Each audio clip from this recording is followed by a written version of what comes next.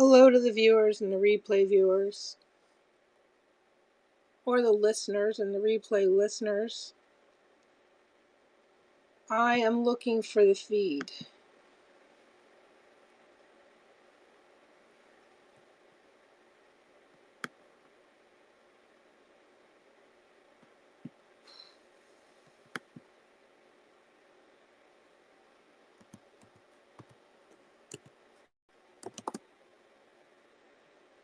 Maybe I have to look.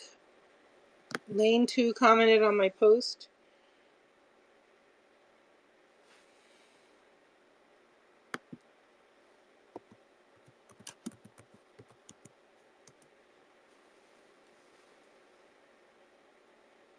She said, "You can take anything after the shot, not before." And I said, not true. If you take ibuprofen, Aleve, or Tylenol after the shot, it can interfere with your antibodies building. So I'm trying to not take it for 2 weeks. But I accidentally took Aleve on Thursday morning around 1 a.m. for a migraine trigger and didn't realize it till Friday.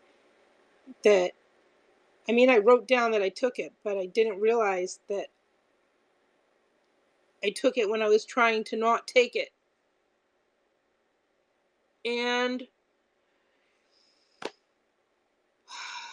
I got a migraine trigger again today, and I did not take it. And if you have to take something, Tylenol is better than Aleve or ibuprofen because the NSAIDs will interfere with the antibodies building.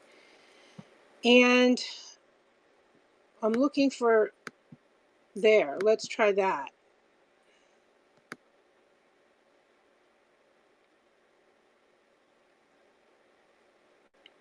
"15 hours ago."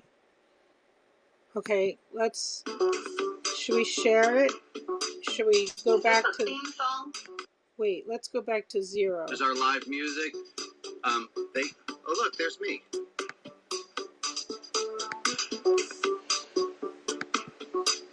Is this a theme song? Yeah, just some introductory music. It sounds fun. I don't know. The overture. Gets us all in the spirit a little bit. Hi, Ruth. So here we are. Welcome to the Saturday service. Today is May the 1st, 2021, and this is the 52nd service that we've done, which is amazing. And as one of my wise-ass friends texted me, he said, a 52-second service? That's the kind of service everyone can go to. Okay, apparently the joke was much funnier when he texted it than in reading it aloud. Welcome to Saturday Service. I'm Rabbi Brian. I'm here with all these friends. Everyone, friends, wave, say hi. Wave to each other. And Hi. there are people who are watching this on Facebook and on YouTube and streaming it afterwards, and I want to welcome all those people as well. I had a text from one of them, but I have so much to talk about today that I don't want to stumble very much. The goal of this service, if I were to make a goal of this service, I'm going to say the goal of this service is to cajole you into finding and being with the God of your understanding.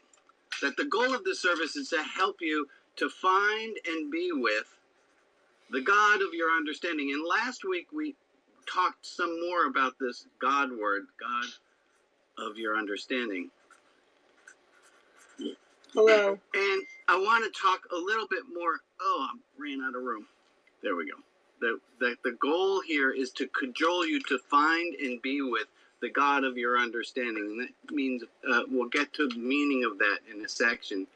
And part of what I'm doing here, I thought about it, is by me doing a service that's different in the way that I see fit, I think if there could be a hidden sermon in that, it would be to encourage everyone to make art, to do things their own way, and to have a little bit more fun. That concludes my TED Talk. Thank you.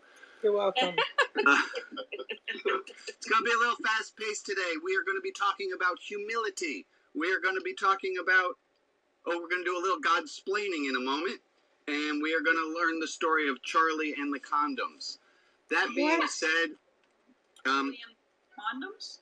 Charlie and the condoms. That is the title of the story. Yes. So Wow. if you are here with, if your children are here, I trust that you have, you're in charge of your children's education. We are not going to necessarily tamper our language down. This story of Charlie and the Condoms is an important story for all people of all ages. So stay tuned. It's going to be fun. And hey, look, my daughter's on the line. So hi, Annie. Glad to see you're there. Don't plug your ears, Annie. So here we go. The first thing I want us to talk about, and it is Hello. going to be a little fast-paced, and it is okay for us to do that today. I want us to All talk. right, I'm pausing that for a second. I'm muting you for a second. I'm going to turn off the air conditioner and get a mask because I'm not feeling well today, and I'm still trying to avoid taking a leave. Hold on.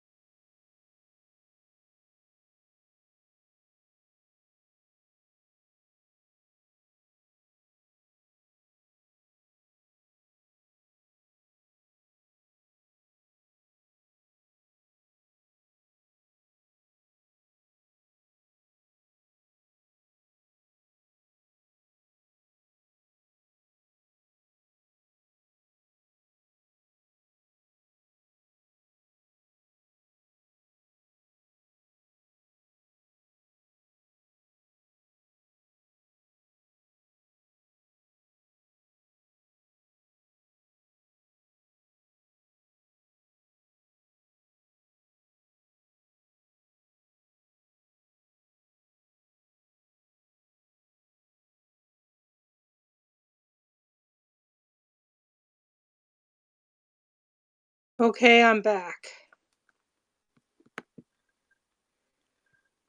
A little bit more. We had left off at humility last week. And before we jump straight in, I want to remind us why we thought humility was important. Was that humility, the reason we got to it was because we wondered what led to wisdom.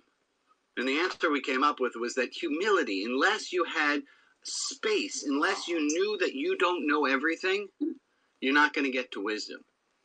And then in this, there's a hole in my bucket kind of what we said, what leads to wisdom? Oh no, we did it the other way. We said that wisdom leads to kindness. That was how we did it. We were saying, how can we be kind to ourselves? How can we be kind to others? And we said that that kindness takes wisdom, and wisdom takes humility. So that's where we are for today. Is we're looking at humility. So let's look at humility with a little bit of an eye. And I'm going to go back to here on our 1-year anniversary service, I'm going to go back to some tools. We're going to redo 2 tools that we've used here. We've used this change matrix, and if you're new here, I apologize. We're going to do this one kind of quickly, but you might be able, I think you'll be able to catch on to our little game here. Is we have 2 rows and 2 columns. The columns are negatives and the benefits. The rows are not changing and changing. Oh, tic-tac-toe. It's just like tic-tac-toe. Thank you, Uncle Ara. Uncle Ara, your mic is a little live, so I'm going to mute you. So here's how we're going to play tic-tac-toe with only 4 squares. We think of this box down here as our pot of gold. If I change, if I do a thing, I could get a pot of gold. I'm going to get all the riches in the world. And if I don't change, and this is the way a lot of things are sold, there's this giant monster, there's this terrible thing that's happening. If I don't change, terrible thing. If I do change, I get everything in the world. And then we notice there are these 2 other boxes, quadrant 1 and quadrant 3, for everyone who's doing this for math extra credit.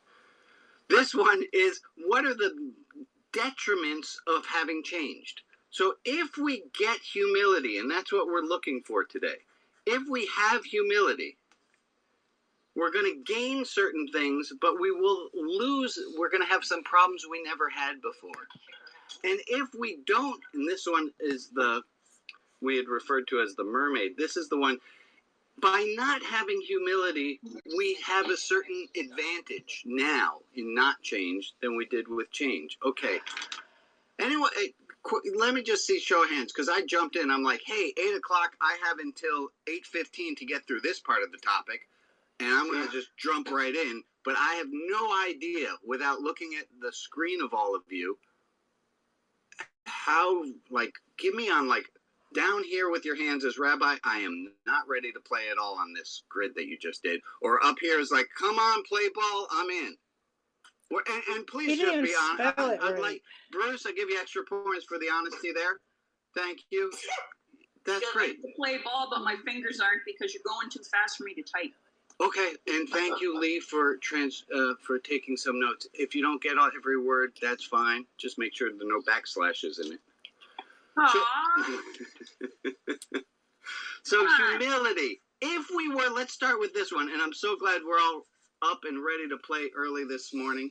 If we are to have humility, more humility in our life, what are the advantages to having humility in our life? If we had more humility in our life, we would also get, what are the advantages to humility? What do we got? Give me something. Yeah, I want to. Well, I had everyone's hands at the top a moment ago, and now I only got 2 people, so something's going wrong with the system. All right, I got more hands. Oh, fantastic. So shouts.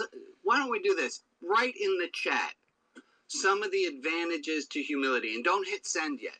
But I'm going to ask everyone who wants to write an advantage to having humility, and I'll give you a big hint here, is if you got nothing else, we got what we started with today, is that humility leads to wisdom, which leads to kindness. So if nothing else, we have a better chance of being kind. And hit enter, and let's see what we have. I'm going to ask, can I get a volunteer to read out some of those? Give me some. Barb Blake, I'm going to take your hand movement to mean that you wanted to read out. What are some of the things that we'd get? We can be kind if we have humility. What else would we get? That's more humor and ease to life, empathy. All right, the system is not working right now. We can't hear you, Barb. Sorry about I'm that. sorry. I hear her. That's what happens. You got volunteered for it. Someone read to me off of the chat. What? Emily. Change, I wisdom, hate calling on kids. It's happiness, terrible. I'm going to leave you alone. Just wave. no anger, more humor, ease to life, empathy, Okay, inner good. peace. Talk to me. Advantages of humility are kindness. What are other advantages of humility? Shout them out then. Learn something. Happiness. Empathy. Okay, this is the moment where I think, are my speakers working at all? You're not hearing. You're not hearing You're not that. hearing. I can't hear a thing. any of it. Oh no, did we lose audio? Oh Here. shit. Yeah, you lost audio. Hold on. Hold on. I hear you just fine. Can you hear me? Ask. Can I get ability? And don't hit send yet. But I'm going to ask everyone who I wants rewound to that write part. an advantage to having humility, and I'll give you a big hint here, is if you got nothing else, we got what we started with today, is that humility leads to wisdom, which leads to kindness. So if nothing else, we have a better chance of being kind. I'll And show hit you. enter, and let's see what we have. I'm going to ask, can I get a volunteer to read out some of those?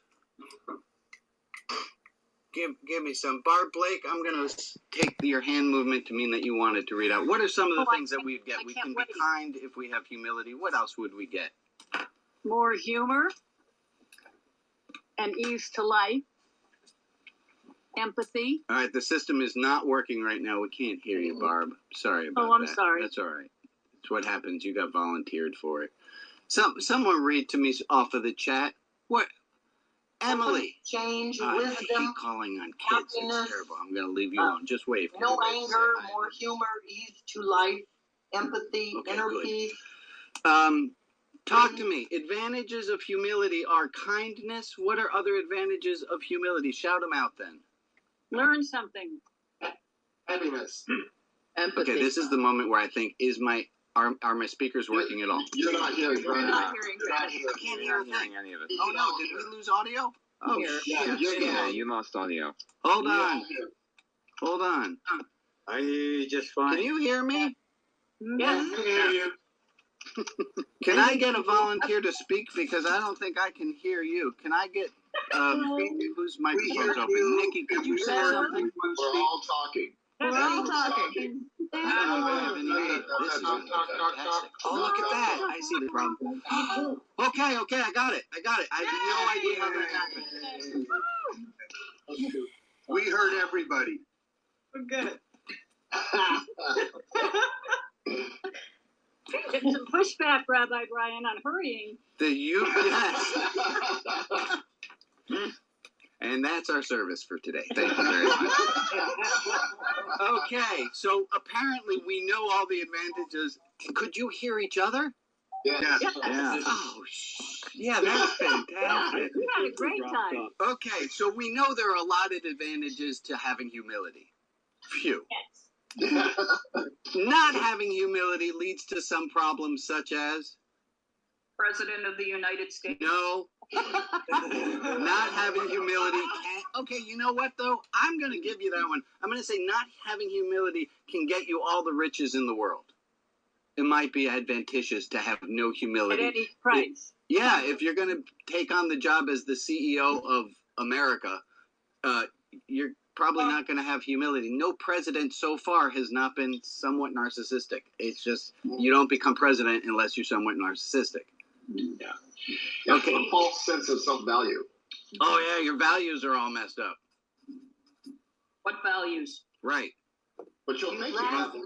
You lack empathy. You lack empathy. Let's go with the hard ones now, because, oh my gosh. If you have humility, you are going to lose this thing that you currently enjoy.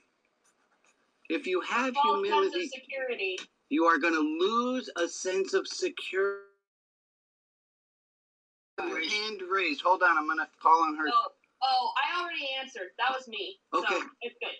Thank you, Alec, for taking my hand down. So you're going to lose a sense of security. Isolation. You're going to lose isolation? Yeah. Okay, tell me, why is isolation a good thing? Why do I want that? Oh, sometimes it's good to be in your own bubble. Oh, yeah. Because this is my own reality. Right, and I don't have to. You avoid fear of change. Oh, yeah, that's a nice one. You avoid change. You lose your self-righteousness. Oh, okay. Anyone have any questions? Why we don't do it? I think that's it, Ray. You lose self-righteousness.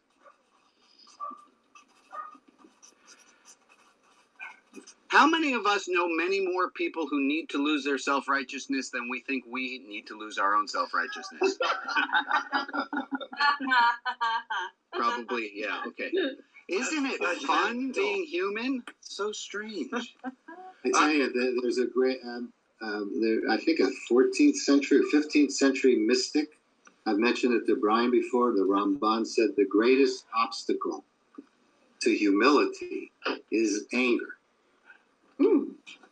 So if you have humility, you're going to have to give up your anger. You're going to have to give up your anger, and anger makes us feel big. It makes us feel important.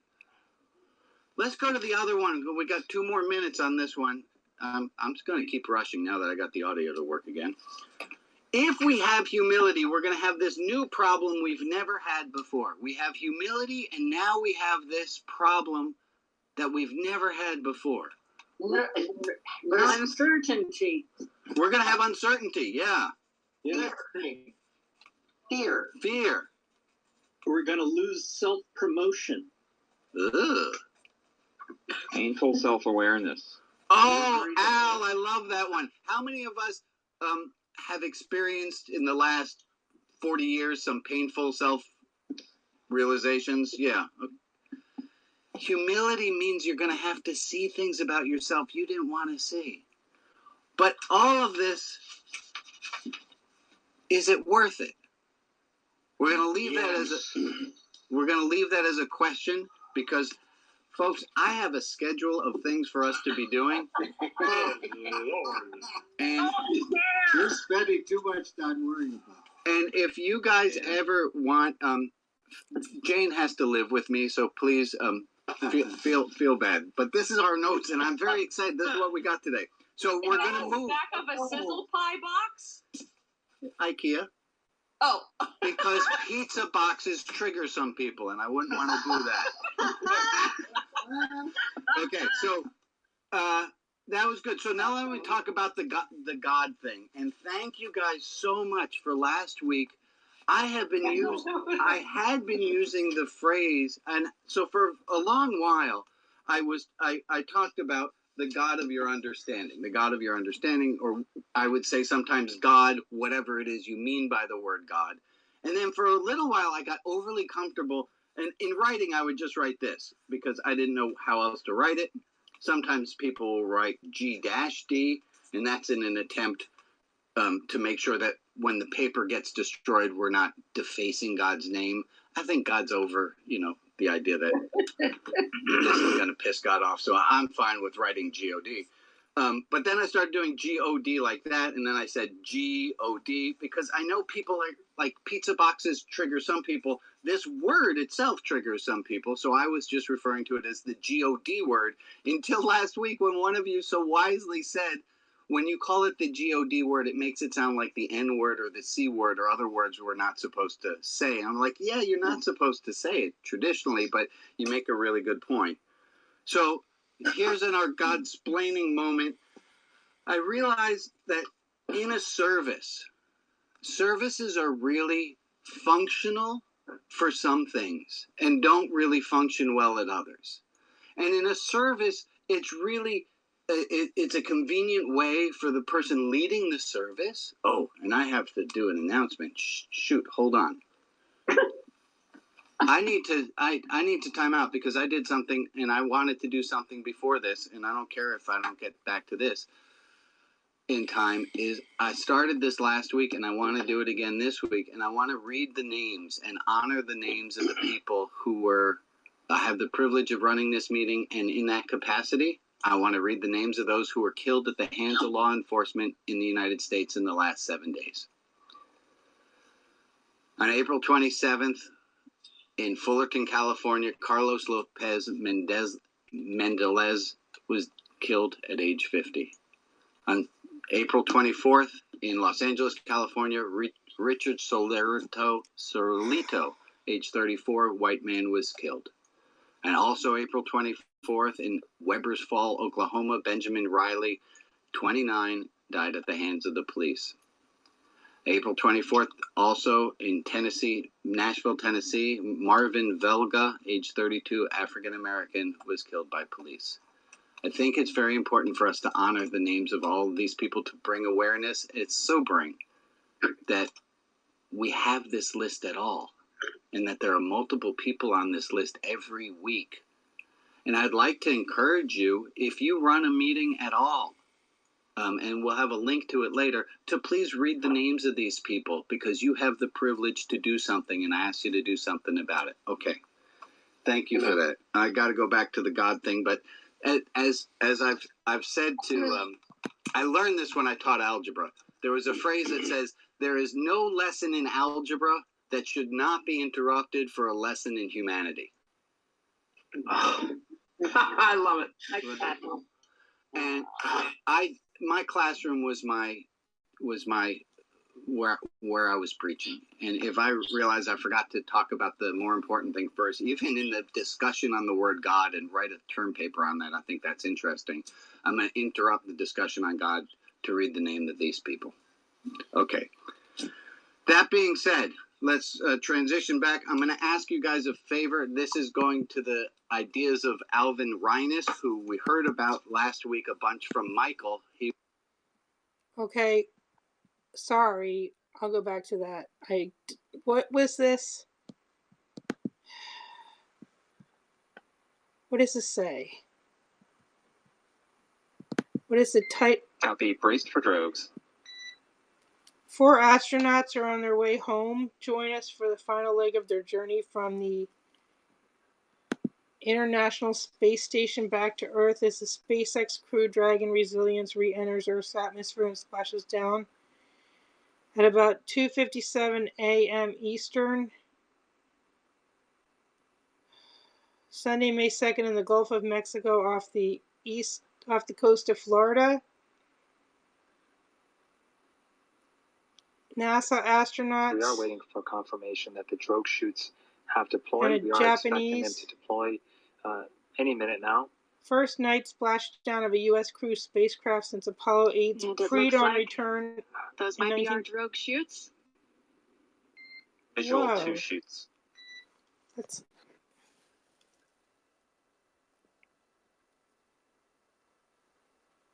SpaceX from Missouri to show the drogues. SpaceX copies and concurs nominal descent right on 2 drogues. Continuing to hear good news after good news. 2 drogue chutes have deployed. Everything looks nominal, and we're slowing the Dragon vehicle down. We are expecting the 4 main chutes to deploy within the next minute.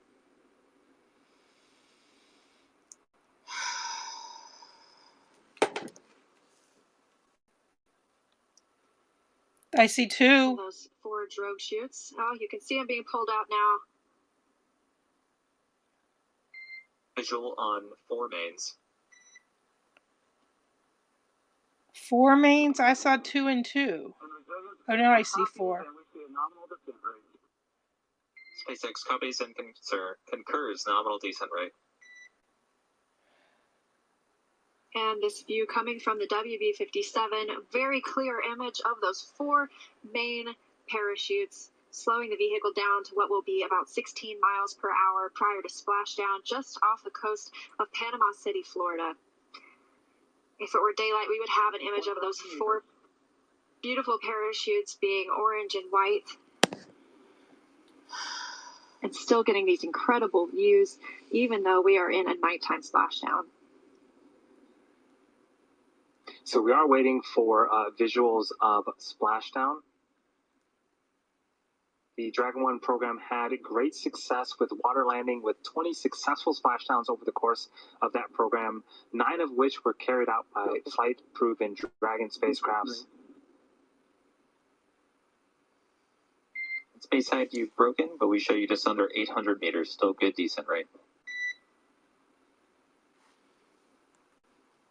Just under 800 meters from the Earth, that's about half of a mile. And Whoa. we are tracking splashdown. And 600 meters, and we're showing 10 meters per second on the descent rate, a little higher than that. SpaceX copies.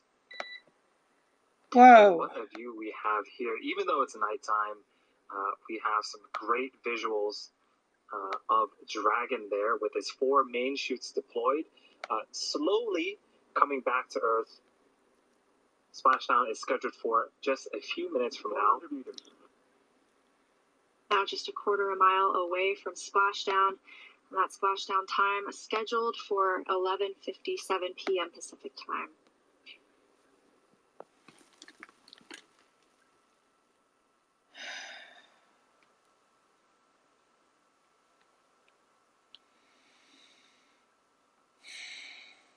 And SpaceX, we show nominal descent rate 200 meters, brace for splashdown.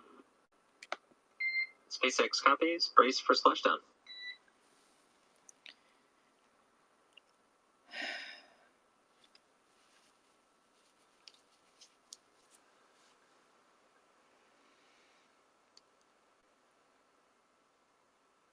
Seconds away from splashdown, everything nominal aboard Crew Dragon Resilience returning to Earth. And there are the boats starting to chase after Dragon to begin their recovery operations as soon as Dragon lands.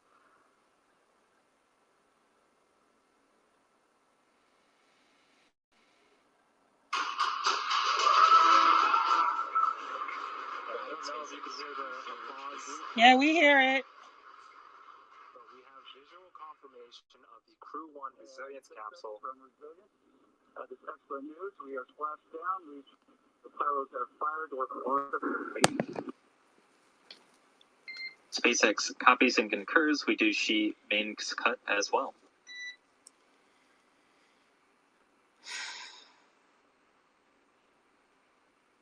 So again, you heard the applause. The Crew 1 capsule has returned, and we have successful splashdown. The main chutes have also cut as well. The fast boats are now making their way towards the capsule to begin the recovery operations. Again, that first boat is going to start to inspect the capsule and make sure that there isn't any residual toxic fumes in the air. Dragon, on behalf of NASA and the SpaceX teams, we welcome you back to planet Earth and thanks for flying SpaceX. For those of you enrolled in our frequent flyer program, you have earned 68 million miles on this voyage. Cool.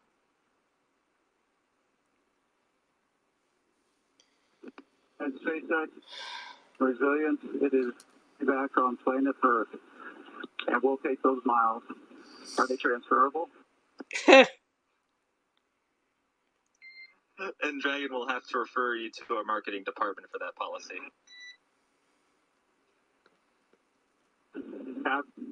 And we are in one. That's 3.1 of 4.800.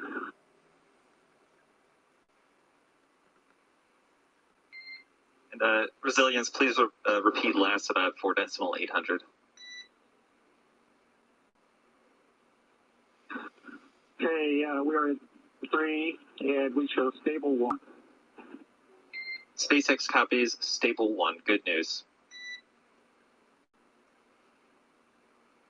So a bit of levity from the crew and the core about the transferable mileage.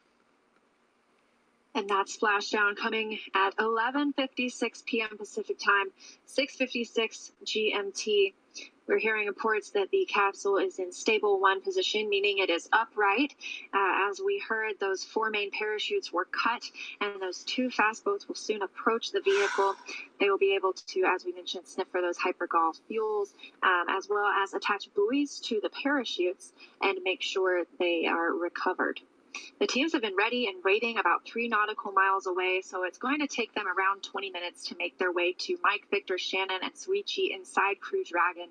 And while the teams move in, we are continuing to watch this scene unfold and this view coming from Go Navigator, the recovery vessel on which we will see Dragon hoisted later.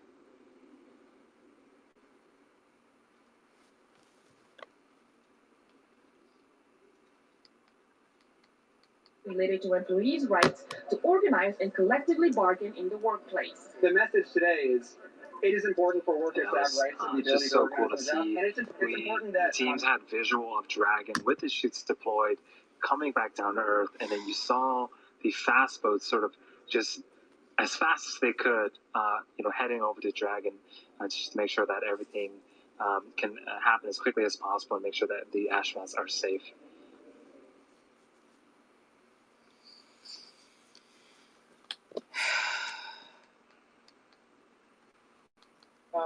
And good news, continue keeping the government the recovery vehicle has a go to approach the spacecraft. Dragon SpaceX, we are go for recovery personnel to approach. Expect personnel alongside in about 1 minute.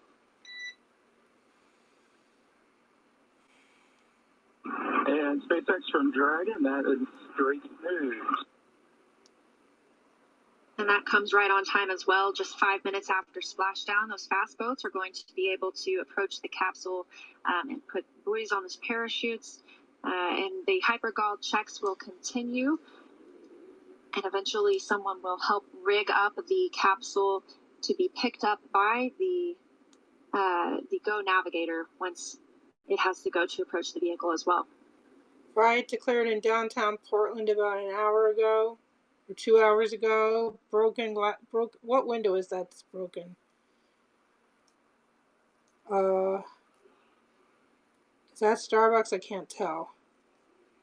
All of this action coming after undocking from the International Space Station at 5:35 p.m. Pacific time today, just 6.5 hours from them to board the Crew Dragon, or to depart on Crew Dragon and splash down back on Earth after almost 6 months in space.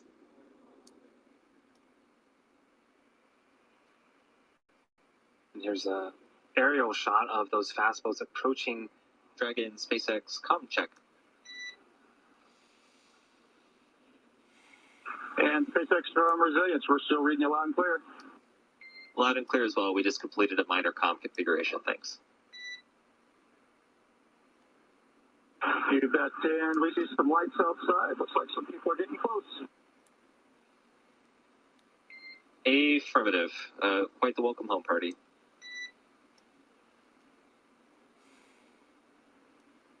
So it looks like that first boat has already made it to the capsule.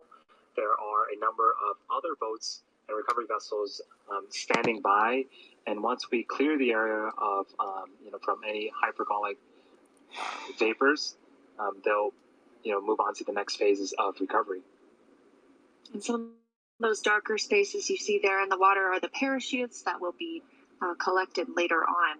But this view, yes, from the WB-57 aircraft that provided us with those infrared images as Dragon was still re-entering the Earth's atmosphere, and then all the way through splashdown as well. So you can see that second boat approaching those parachutes to attach some buoys.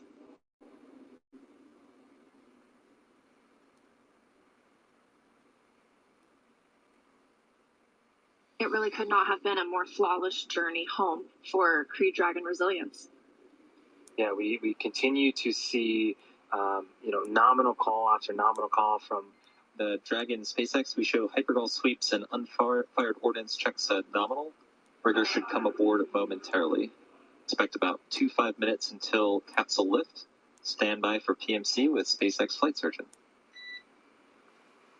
Washington County did not go into extreme risk. We're standing by. Washington's still in high risk.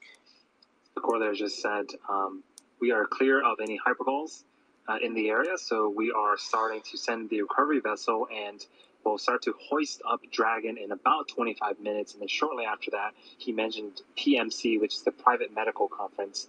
Again, the medical staff are one of the first people to talk to the folks inside the Dragon capsule. So, in about 30 minutes here, we should be seeing the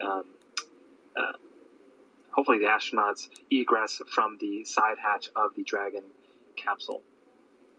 We also heard them mention the Rigger will be online, or will be on the capsule shortly. That's the one crew member we were discussing earlier, or one team member, I should say, that will climb on the capsule and begin rigging it for it to be hoisted by the Go Navigator vessel. It will help place Crew Dragon into the Dragon nest aboard Go Navigator. Everything's still moving on timeline with this recovery tonight. The first splashdown of a NASA and SpaceX Crew capsule, and the first splashdown for NASA since 1968 with the return of the Apollo 8 astronauts.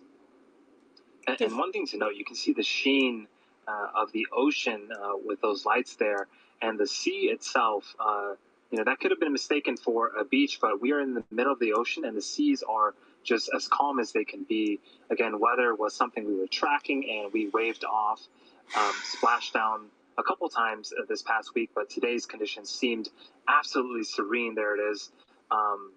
For landing and recovery operations. So it's just a great thing to see that they don't have to combat any type of inclement weather while they're already doing such important work here in the Gulf of Mexico. It's the first night splashdown, not the first splashdown, I believe, since 1968.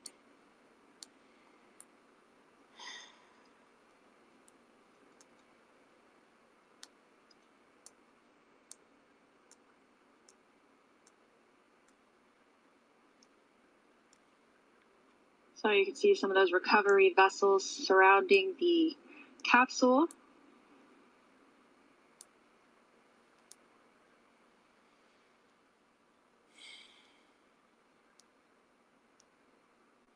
And the crew members on board still just monitoring the status of the recovery. And as Andy mentioned, will participate in a private medical conference to report back on how they are feeling. And once they are brought on board, they'll have an opportunity to be checked out by medical personnel as well.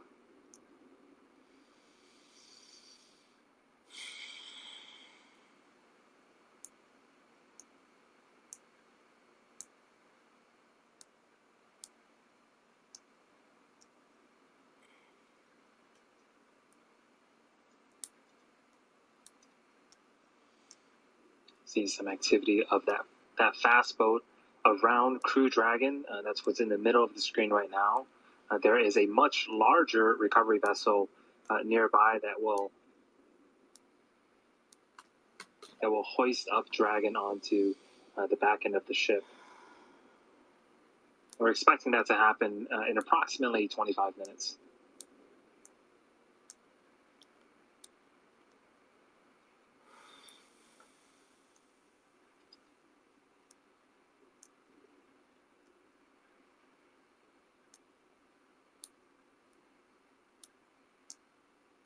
And I can't tell exactly, but we may already have that person on Crew Dragon beginning to rig it in preparation for when Go Navigator can approach and it be attached to the ship and brought on board.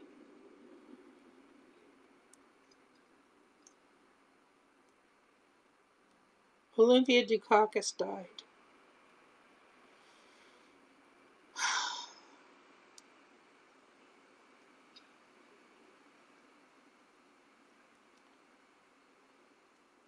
Do you want to stay with this feed, the four of you? So this was the primary site that we landed on off the coast of Panama City in Florida. We did have an alternate site off the coast of Tampa. There was an equivalent amount of personnel and hardware and ships ready to perform the same type of recovery operations in the event that Dragon had to choose that site over the primary one. People shot at South Center Mall. Things continuing to go smooth. And we did get a report that the crew is feeling well inside the capsule, just what we wanted to hear.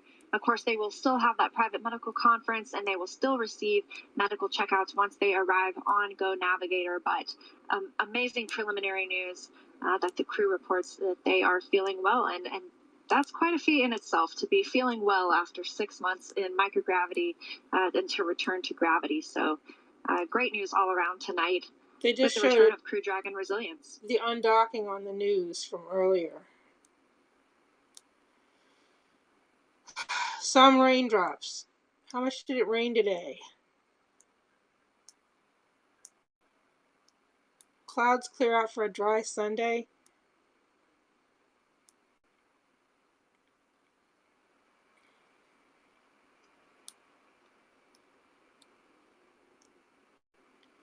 Coming up on just about 15 minutes since we had splashdown today. This evening, that splashdown coming at 11:56 p.m. Pacific time, 6:56 GMT. And now you can, a little more clearly on the right-hand side of the capsule, see the person who is preparing it for their to be picked up by Go Navigator with that rigging system. And that's right on time as well. And so this is the Resilience capsule. It flew for the first time in November of last year. And when it flew, it was pristine and white. And now we've got a little bit of toastiness on its side. And some people have described the re-entered capsule as a sort of a toasted marshmallow. And again, that is just from all the heat on re-entry. It is continuing to stay buoyant in the Gulf of Mexico. The Dragon vehicle itself is designed to be waterproof.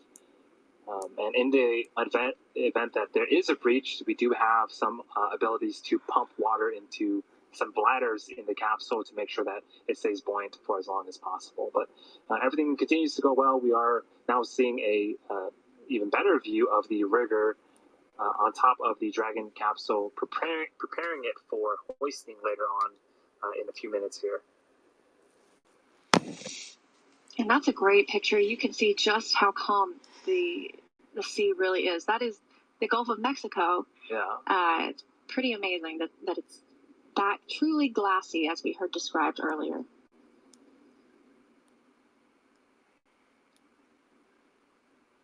A great view of the capsule now and the person preparing it to be hoisted on to Go Navigator.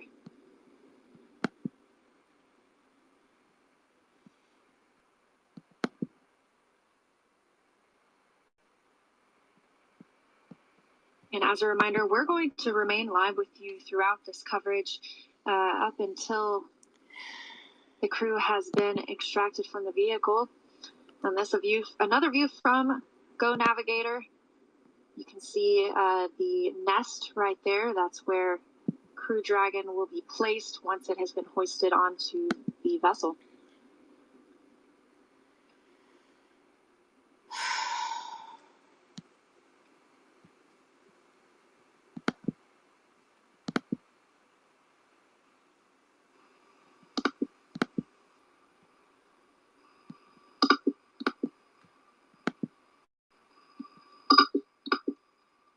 How come I hear myself clicking on my own broadcast?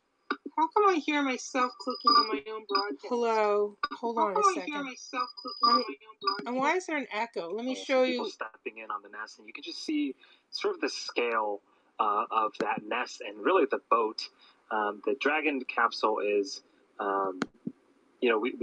throughout today we've seen it from a distance. Brazilian SpaceX recovery is proceeding nominally at this time. The recovery vessel is I'll show you in a backing up second. I'm towards changing my title. the spacecraft and proceeding nominally.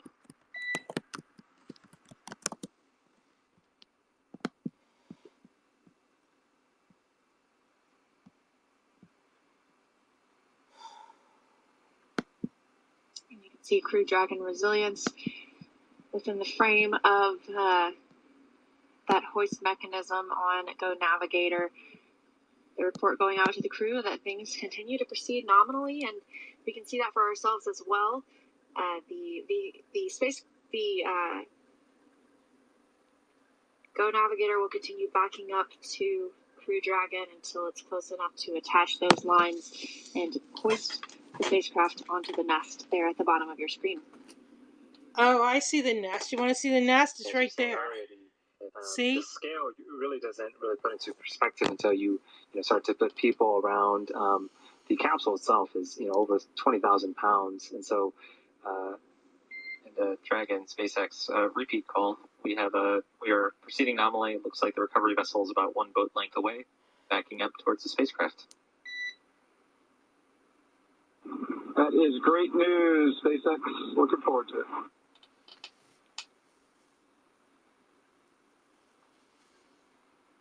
How many people are watching that broadcast? 6.2 thousand. How many are watching mine? 6. Happy to have you here. And I turn off the air conditioning and I'm still cold.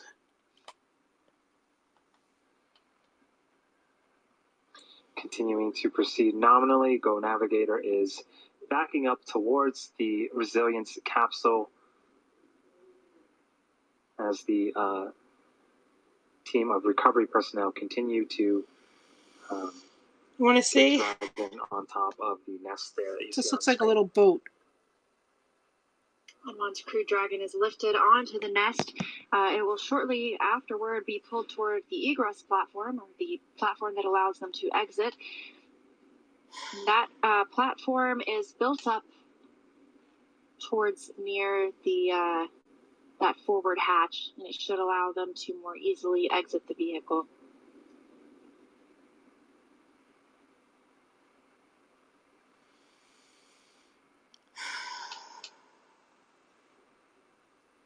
$56 degrees. It's now been 20 minutes since tonight's splashdown. In Portland.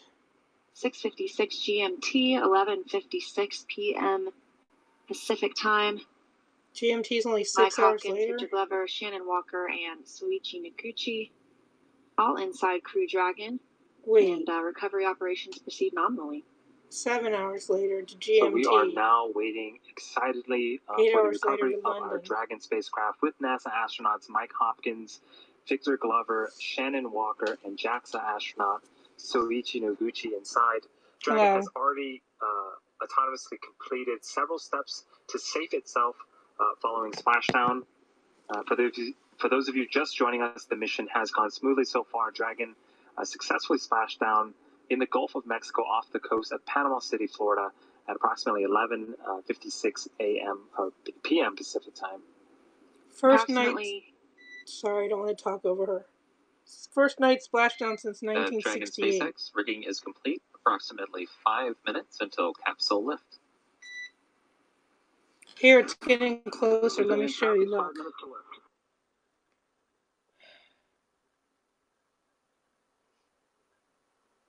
And that's good news. They will continue to get closer to the spacecraft with rigging complete, meaning it will be able to be hoisted in 5 minutes from now.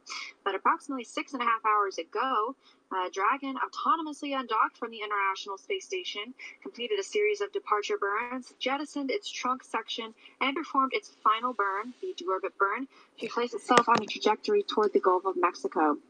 Dragon successfully re-entered the Earth's atmosphere, followed by deployment of its parachutes to slow the spacecraft down to a gentle splashdown at just about 16 miles per hour. And we're now following the final part of Mike, Victor, Shannon, and Soichi's journey as Dragon is lifted out of the water and placed on the recovery boat. Upon detection of landing, Dragon automatically releases the main parachutes to prevent wind from pulling the spacecraft. Dragon then automatically safes any pyrotechnics still present on the vehicle and may automatically perform additional minor system reconfigurations. The astronauts do remain seated and in their suits at this point, but the onboard air conditioning keeps temperatures in check inside of the spacecraft, and the communication systems on board remain powered so the crew can continue to communicate with ground. SpaceX has 2 fast boats in the recovery fleet, which moved quickly to the splashdown point, and they have been joined by Go Navigator, which is the main recovery vessel in your screen now, and that has moved into position near the spacecraft. Those 2 fast boats have very specific roles. On first approach, it's immediately focused on safety inspection of the capsule integrity and checking for any presence of those hypergolic propellant vapors we've been talking about, ensuring that it is safe for Go Navigator to approach the Dragon spacecraft. Once the capsule is cleared for full approach, the team begins rigging the capsule for water recovery by the recovery ship, which we recently heard was completed. And the second fast boat is responsible for parachute recovery and also serves as a redundant boat to the first. And we saw that team member on a jet ski helping to gather up the detached parachutes as well. So it took about 10 minutes for the recovery crew to complete their safety checks. Once complete, the team will begin preparing Dragon to be lifted into the recovery vessel. And as part of this preparation, one member of the recovery team will climb up on top of the capsule and rig the Dragon spacecraft, as they just did a few moments ago. And then from there, it will take less than an hour to raise Dragon to the recovery boat and remove the crew from the spacecraft. And then after that, after medical checkouts, the crew will return to land within 4 hours, either by boat or helicopter, depending on the landing site. So if no medical assistance is needed, the crew will depart for Houston. And if you look very closely, you can see down to the bottom right of the capsule, there is one attachment on Crew Dragon. There will be multiple to keep and there's another on the left. There will be multiple to keep the spacecraft from swinging once it is hoisted out of the water. And it'll very, very quickly be placed on that Dragon nest waiting just below and at the bottom center of your screen.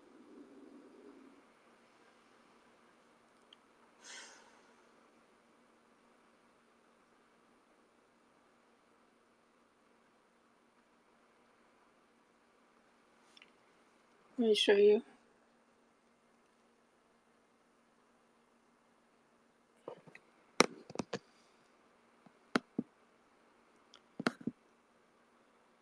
I don't get on the trending list anymore.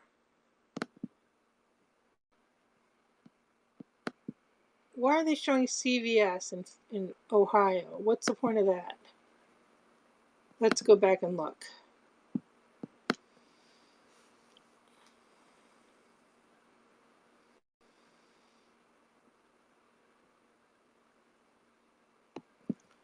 Let me go back and see what they were showing. Why were they showing CVS? Let's see. Click forward, forward.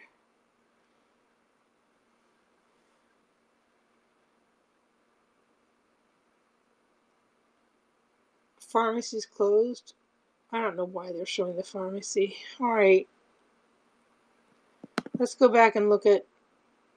And as you can see, Crew Dragon now at multiple attachment points to that system on Go Navigator. Dragon, SpaceX, expect lift in 90 seconds. Whoa. Copy, 90 seconds, thanks, so. So about a minute and a half until we see Crew Dragon removed from the water. There's still a team member up on the front of it. That's likely the same team member who helped rig the system and prepare it for attachment to the vessel. I only went to another screen for like a few seconds. And as we mentioned earlier, this splashed down a new record, breaking the old record for the longest crewed capsule in orbit from America, previously held by the final Skylab crew at 84 days, 1 hour and 15 minutes. And this crew returning with 168 days in space and doubling that previous record.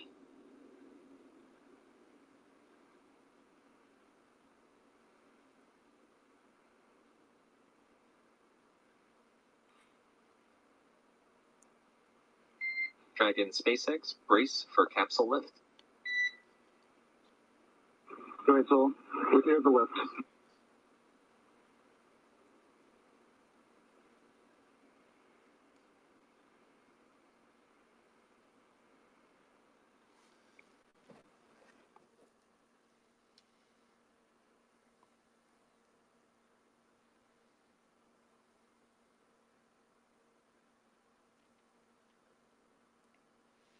Crew Dragon Resilience now out of the water, being prepared to be placed on that Dragon nest in the center of your screen at the bottom.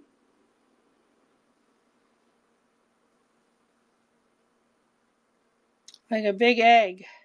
Just an hour ago, this capsule had just completed the deorbit burn and was still in space, and now is being returned to Go Navigator. The first time for these crew members to be on Earth in almost 6 months.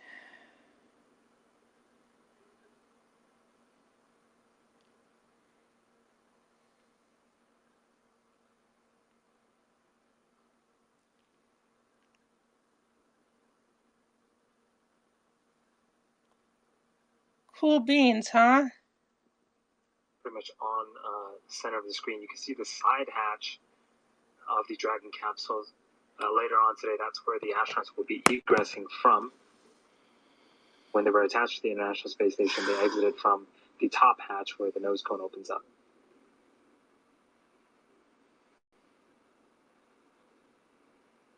And those two holes, essentially, that you see up toward the top of the nose cone above the... Resilience, welcome aboard the recovery vessel. Recovery personnel are completing final checks. Stand by for translation of the egress platform in a couple minutes. Brazilians copy. Those two holes aboard the Crew Dragon above the hatch and close to the nose cone, those are where the drogue parachutes were stored in that upper bulkhead. And there's near a deployable panel, so they're deployed by 2 drogue mortars, which are pyrotechnics fired to deploy the chutes. And those 4 main parachutes are also stored under deployable panels, but those are near the base of the spacecraft, so below that side hatch panel, and those were drawn out by the drogue chutes. Everything just absolutely flawless tonight with the recovery of Crew Dragon Resilience. So before opening the hatch, the spacecraft's cabin pressure must be equalized with the outside environment. So once the hatch is open, that will be Mike, Victor, Shannon, and Soichi's first breath of fresh air since boarding Falcon 9 at the start of their mission back in November of last year. The next visual we are looking for is for Dragon to be pulled toward the egress platform on the Dragon nest. So they will move toward the platform that is up toward the side hatch. That'll allow for easier extraction, removal of the crew members.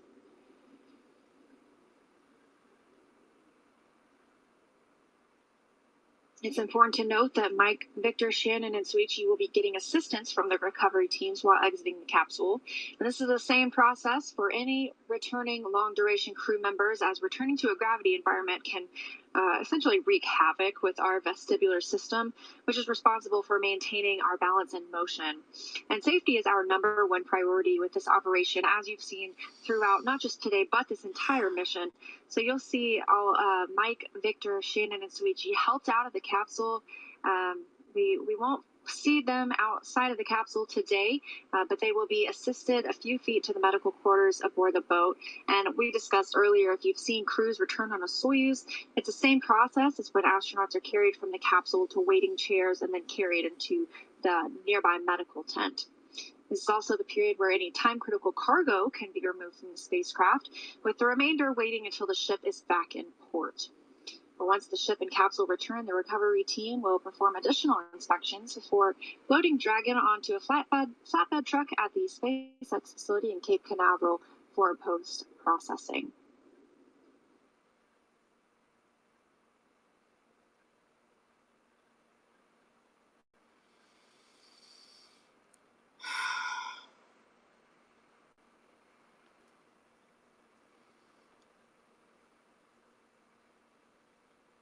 Oh, wait, it's moving. Let's look.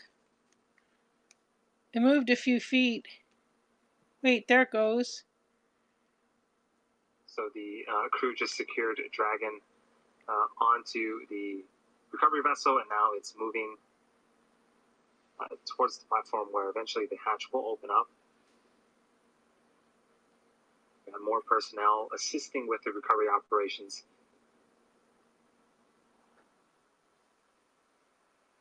And that platform coming right below the side hatch, making it much easier for teams to help the crew egress or exit the vehicle. And this is the first time that this side hatch will be opened since launch day, November 15th. The hatch that's used on the International Space Station is that forward hatch underneath the nose cone, which is currently closed at the top of the vehicle. So as soon as this was sealed by SpaceX teams back in November, it has not been reopened since. And we see teams still preparing the capsule for that hatch opening.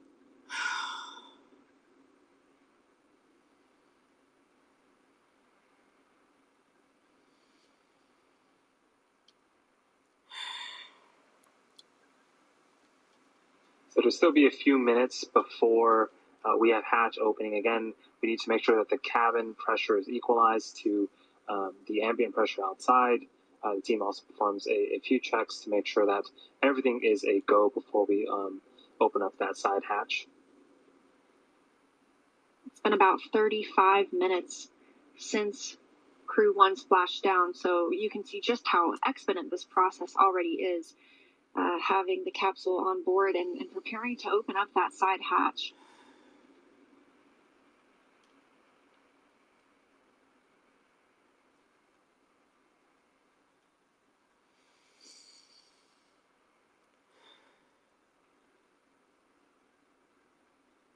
And all of the parachutes, both the drogues and the main chutes, have been located, and those will be recovered.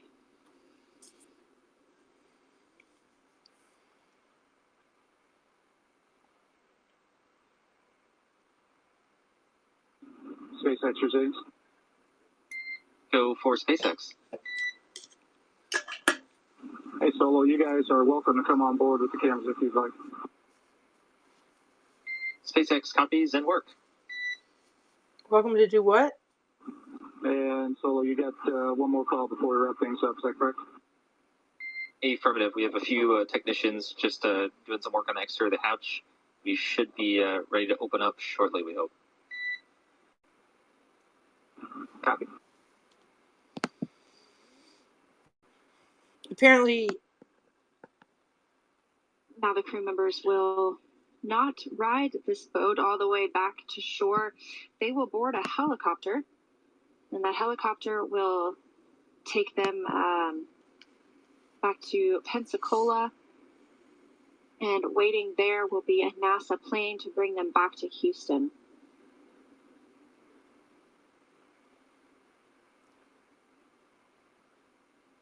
And it's quite surreal that, well, 7 hours ago, this capsule was traveling at over... The Dragon, stand by for side hatch opening and egress.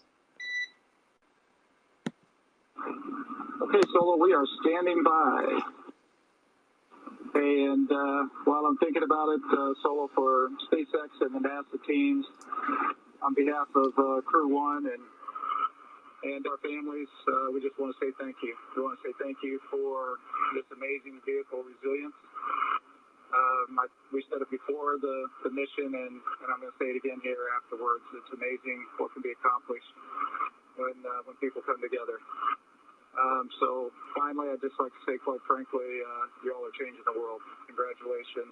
It's great to be back.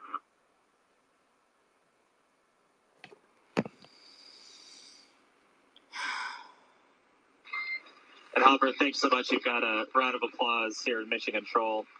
And from all of us, it's truly been epic working with your team from early development through splashdown of the world's first long-duration space flight, human space flight. Your crew is really a tribute to Resilience's name. We wish you all happy reunions with your families and loved ones. Thanks again for flying SpaceX. Thank you, Solo. Thank you all. So we had some kind words exchanged from the Corps and Mike Hopkins, the commander. The hatch is now open. We also heard some applause and mission control here in SpaceX. Just a tremendous amount of dedication that has gone into this particular mission over the last couple of years. And so we're really seeing the fruits of the labor now, really ending the mission. And, just 7 hours ago, this capsule was traveling at over 17,000 miles an hour in space, docked to the International Space Station. Now it's safely secured back on Earth, and we have the hatch open. And that hatch opened for the first time, as we mentioned, since launch day, November 15th, 2020. These astronauts completing the first long-duration commercial crew mission, and now holding the record for the longest time in space by an American crewed capsule, returning with 168 days.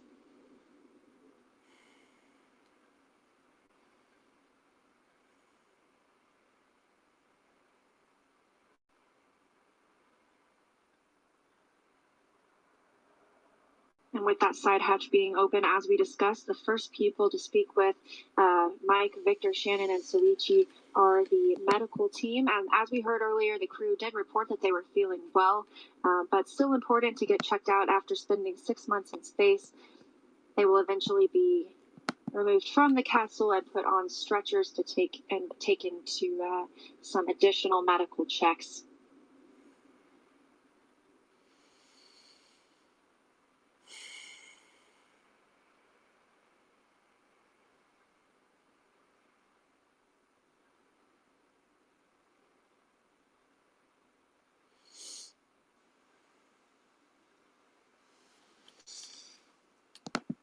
What is the We're coming criteria? up on 40 minutes since splashdown. What is the criteria for trending these that days? capsule splashing down at 6:56 GMT, 11:56 PM Pacific time. Returning Crew 1 aboard Crew Dragon Resilience. That side hatch now open. Crew members speaking with medical personnel and preparing for egress.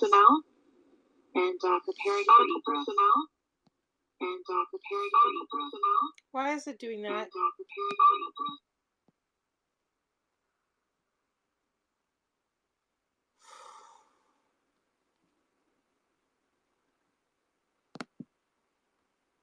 Are you hearing an echo? Are you hearing an echo? Are you hearing an echo? Are you hearing an echo? Are you hearing an echo? Why is it doing that? Are you hearing an echo? Why is it doing that? Are you hearing an echo? Why is it doing that? Are you hearing an echo? Everything was on the timeline for Crew Dragon today, undocking at 5:35 p.m. Pacific time, completing those 4 departure burns, as well as nose cone, or as claw separation and trunk jettison. We had some amazing views from the International Space Station along the way. That deorbit burn lasting the scheduled 16.5 minutes, slowing down Crew Dragon just enough to drop them out of Earth's orbit, begin their re-entry into the atmosphere. We saw both drogue parachutes deployed nominally, followed by 4 good main parachutes and a soft splashdown as scheduled in the Gulf of Mexico off the coast of Panama City, Florida at 11:56 p.m. Pacific time, 6:56 GMT. And after splashdown, we saw the 2 fast boats approaching the vehicle. The first one made sure the area was safe for approach, and then one of the riggers climbed on top of the capsule and started preparing it for the eventual hoist and lift onto the boat that is on screen right now, Go Navigator. Really, as soon as we got visuals of Dragon, those boats really headed over there as fast as they could and tried to expedite the process. And now we're here. The capsule is on the boat. It's secured. Our hatch is open, and we have some personnel tending to the astronauts right now and make sure everything is A-OK after what really has been a picture-perfect mission so far. The crew remains on the timeline to egress or exit Dragon in under an hour after splashdown. So they still have about 20 minutes until we reach, or 18 minutes until we reach that hour mark, and we are perfectly on schedule for the hatch to have been opened at its time. And we just saw one of those tablets being removed that the crew members were using to track the mission throughout the day.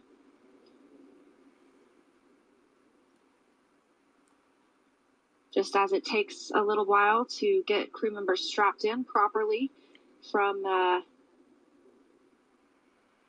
preparing for launch, we see the same thing whenever they come home. We want to make sure that everything is done in an orderly fashion and safely for our 4 astronauts.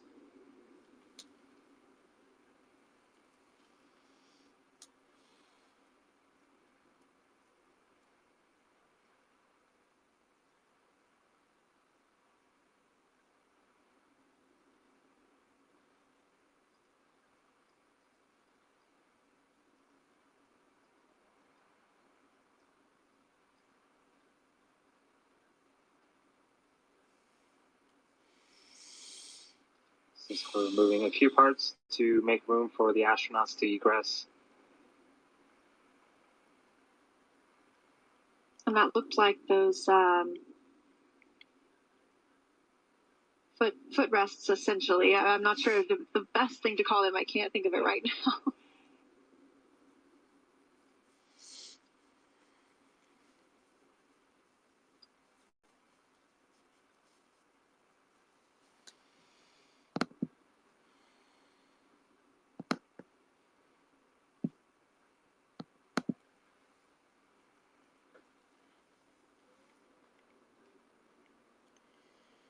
You can see those two windows on either side of the hatch. That's what gave the astronauts a view. Earlier, they said they had a great view of the International Space Station, and even upon launch day, they gave us some views as they were heading to the space station. So those are their two windows that they've been able to look out during their journey aboard this spacecraft.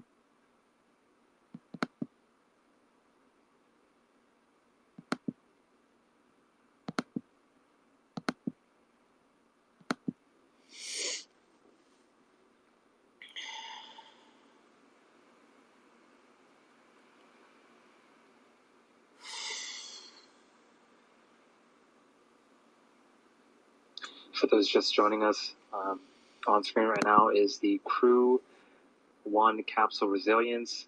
Has returned from space. We are on sort of the back end of the recovery vessel, Go Navigator, and here is, I think that's Mike Hopkins, the commander. He's very excited. Feeling pretty good after 6 months in space. This is just excellent to see the astronauts coming out of the Dragon vehicle. We're just off the coast of Panama City, Florida, and the hatch has been opened. There was some materials that were removed. It looked like the seat rests were removed, or the footrests were removed. And now we just saw the commander, Mike Hopkins, exit the vehicle, do a little bit of a dance.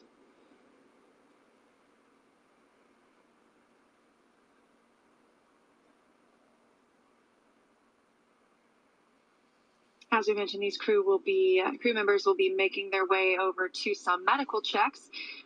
Standard procedure for us when we have crew members returning from long duration spaceflight, or any spaceflight really, when we are having crew members return on a Soyuz spacecraft in Kazakhstan, there is a medical tent nearby, and we carry those crew members from the spacecraft to the medical tent for their checkouts. So even though the crew has reported they're feeling good, and it certainly looked like Mike Hopkins was feeling good, they will still get those standard medical checks before boarding a helicopter later this evening to take them back to shore. And once they are on land in Florida, they will board a NASA plane to bring them back to Ellington Field in Houston, Texas, where they can be reunited with friends and family for the first time in almost 6 months.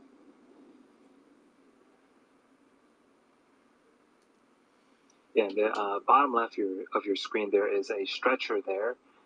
Again, that is standard. Returning back to Earth after such a long duration in microgravity has, it can do things to your body. So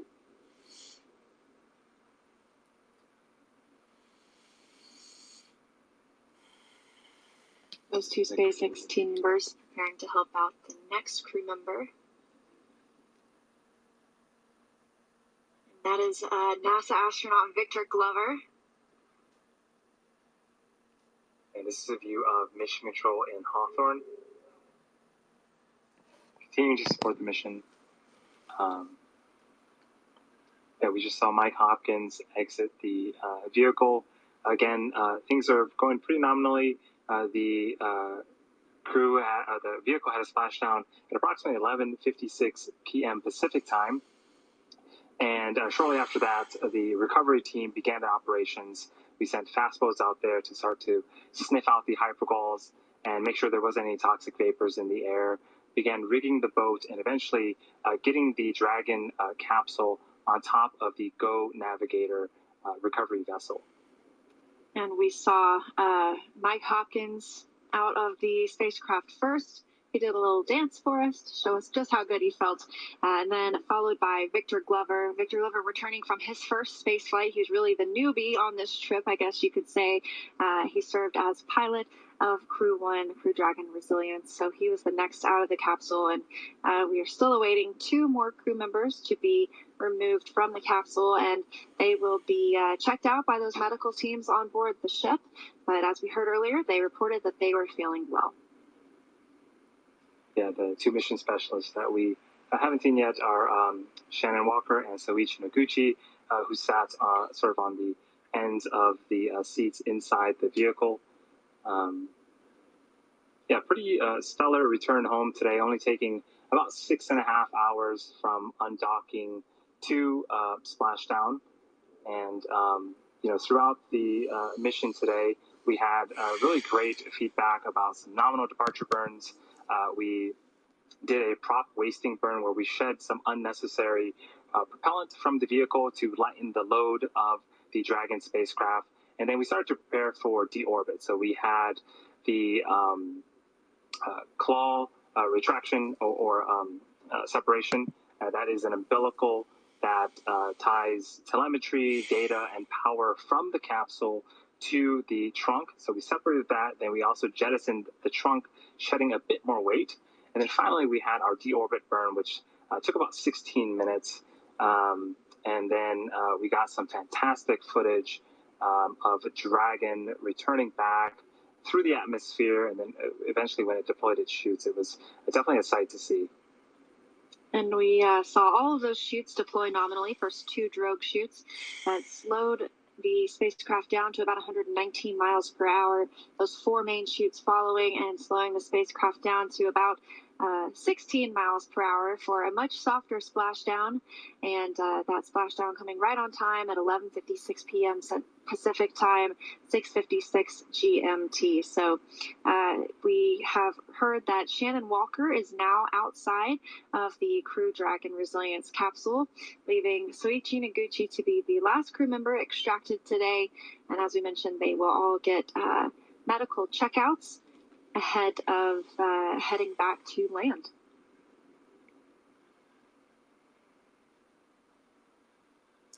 Maybe they... So quite a speedy operations to, get the capsule back onto the boat and open up the hatch. So again, we, Mike, Victor, and Shannon have exited the vehicle, and we are waiting on Soichi, confirmation that Soichi is also going to exit. And again, they are, going to be checked out to make sure everything's okay, and then eventually make their way back towards Houston, where hopefully they can reunite with their families soon. And we expect them to be back in Houston by the early hours of tomorrow morning. Hopefully, let's see here. They should return to Houston. I can't find the exact timeline just at this moment, but they will board a NASA jet once they return to land in Florida. That helicopter taking them from Go Navigator to Florida, and then the NASA plane taking them back to Ellington Field. So it's quite a speedy recovery process. When we land crew members in Kazakhstan, we are able to get them out of the vehicle very quickly as well, because it is on land, so it's easier to approach and to maneuver around. They get medical checks as well, and then they board a NASA plane, or the NASA astronauts, I should say, board a NASA plane and return to Houston. But that flight time is just so much longer, simply because it's on the other side of the world. So quite different for these astronauts to be reunited with their families just very shortly after landing. Yeah, and one thing that certainly helped the speedy recovery options today was the weather. We got good news that wind speed was super low, and the waves themselves were also very, very small. If you've been following along, the original departure date was supposed to be on the 28th, but we waived that due to weather. And then we also waived the attempt on the 30th. But today, conditions definitely seem ideal. And, it definitely paid today as after the capsule had landed. The seas were as calm as I've ever seen them, making the trip for the fast boats to the capsule that much smoother. And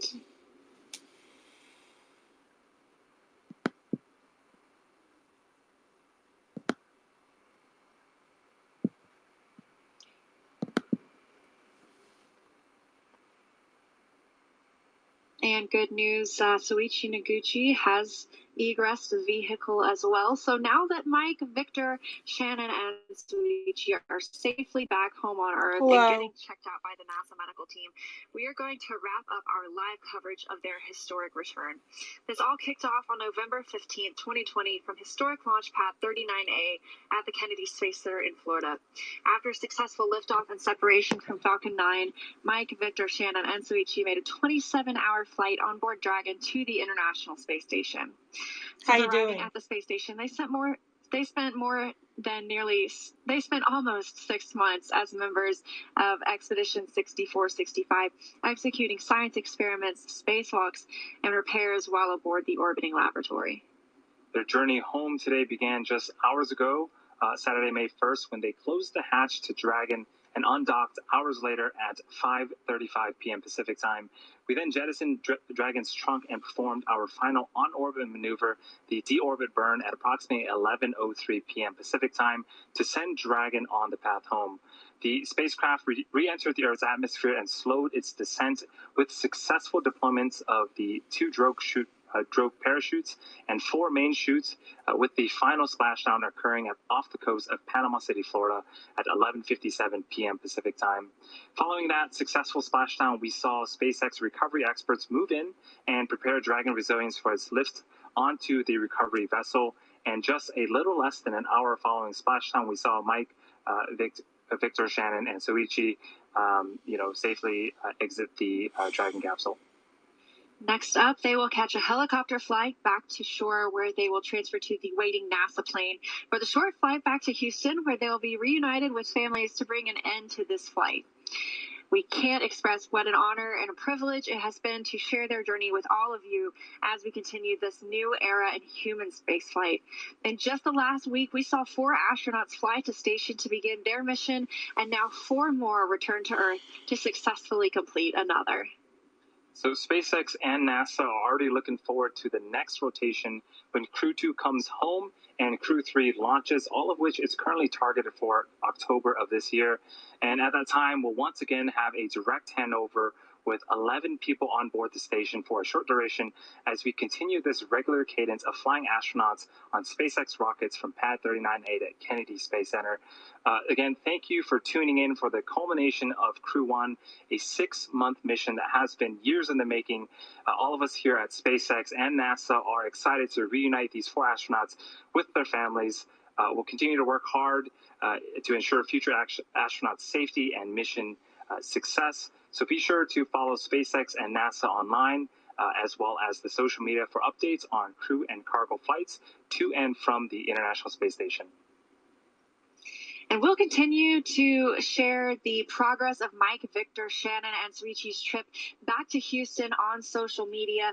We are also awaiting a briefing including NASA, SpaceX, and JAXA leadership. That's coming up at 2 a.m. Pacific time, 5 a.m. Eastern time. So we have to say thank you one more time again for tuning in and cheering on Mike, Victor, Shannon, and Soichi as they return home.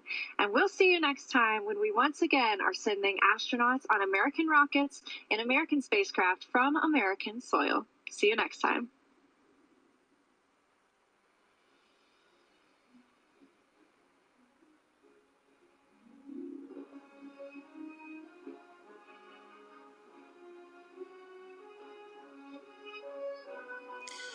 So they didn't show the last 3 coming out. Maybe they needed some assistance with the stretcher and they didn't want to show that. But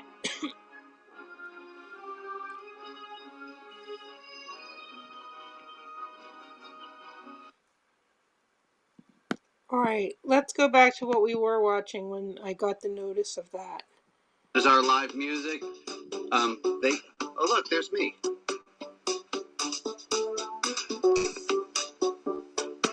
Where were we? The United States. No. So we have this list at all. and that there are multiple people on this list every week. And I'd like to encourage you, if you run a meeting at all, and we'll have a link to it later. Let me see. Where was I when I... Okay, now, 5 people on the island. Meeting at all. And we'll have a link to it later, to please read the names of these people, because you have the privilege to do something, and I asked you to do something about it. Okay. Thank you for that. I got to go back to the God thing, but as I've said to, I learned this when I taught algebra. There was a phrase that says, there is no lesson in algebra that should not be interrupted for a lesson in humanity. I love it. And my classroom was my where I was preaching. And if I realize I forgot to talk about the more important thing first, even in the discussion on the word God, and write a term paper on that, I think that's interesting.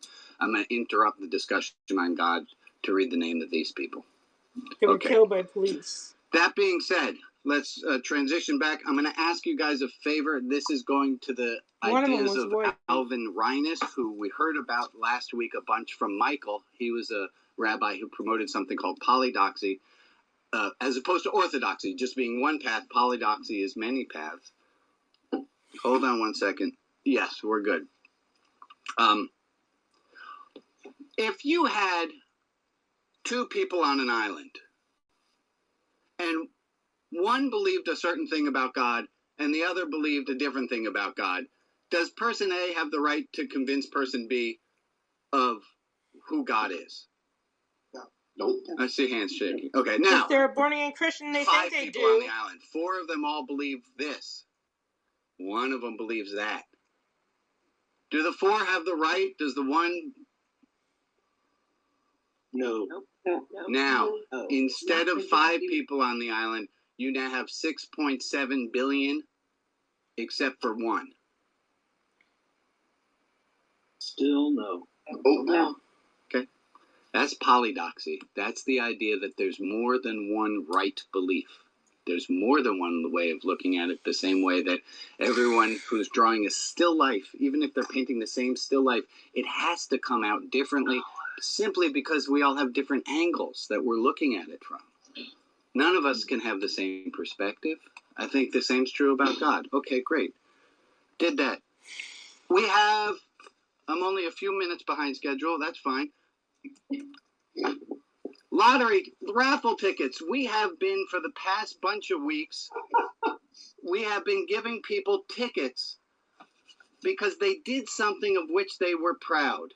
And we said that there would be a prize for everyone who, we're going to do a drawing on the 1-year anniversary of the service. And so there's Lee, and there's Marilyn, and Tom, and Ruth, and Annie, and Wendy, and Koopa, and Barb. And if you didn't get your name in here, we're going to have, during the announcements, we're going to put up in the link a place that you can put your name into. If you did something in the last week that you are proud of having done, and you feel like, gosh darn it, I deserve a lottery ticket too. Can I see your hand raised? Did you do something the last week you're proud of? Okay, now here I had this in. I was falling asleep and I thought about doing this, so pardon me for this, but this is going to be cheesy and awesome. Watch this. And how about you, friends at home? Those of you watching on YouTube later, those of you watching on Facebook, did you do something you're proud of? This is my Mr. Rogers moment. That was an excellent Mr. Rogers. Thank you. That's what I'm doing. Wow. I think it's really important that we share with each other that we're proud of ourselves. And I know this flies in the face of humility, but I think we got to have a little bit of, we did good. I'm all right. The world might tell me otherwise, but I did good nonetheless. And I got at least 6 people's hands who are up. Can I ask you to rapid fire just say the word it is or 2 words it is of the thing that you're proud of? We'll start with Marcus. What do you got that you're proud of? I rescued a whole bunch of birds that were trapped at Fred Meyer's. Amen. Give him some shake. Jeffrey Horner, what do you got, buddy? Ooh. I gave good advice to someone. And you're proud of yourself. Give it to him. Lee, what do you have? Annie is making notes of all the people. Lee, what do you got? Comforted a coworker who had to resign from her job. Oh, God bless you. And Bob, what do you have? I had a different discussion, but you can go ahead with some other people. Okay, thank you. Steve? Held my family together through a bunch of different tragedies for different members. Good on you, man. And I shared my favorite sandwich with my husband. Oh, Emily, that's lovely. That might be the most hardest thing. Anybody. Ruth Bernstein, my friend, what do you have? I helped a friend who's new to hearing loss. You helped them out? Wonderful. Wonderful. All right, Ann Mayer, what do you have? I created a presentation to teach some of my coworkers how to make their documents more accessible to people with disabilities. Wonderful. Great. Ron? I helped started setting up a Patreon site for a school for orphans in Kenya. Oh, wonderful. Oh, very nice. Wow, Betsy. I called a friend to make sure it was all right. That's beautiful. I love that. Janice. I let my daughter solve her own problems. Oh, that's a hard one. Oh, Good on big you. one. That's a big one. Hannah? Yeah. Yeah. I resigned from a job that was no longer serving me. Good for you. Kind to your Good, Hannah. kind to yourself. Yeah. I love it. And these just came in. My daughter dropped off all extra ones. I have some good news about this because I was thinking about what the prize is for pulling the ticket. And the answer is everyone's getting the prize. Because, like, who am I? And who is fate to decide who gets the prize? So everyone who wants one, when we have the announcement section, is going to give you a way of putting in your email address, and the prize will be sent to you. So Cool. It's a great prize. It's something my friend Larry came up with, and I tweaked, and then I had somebody lay it out beautifully, and I think you're really going to You're enjoy not it. going to tell us what the prize is? It's a PDF. I am now.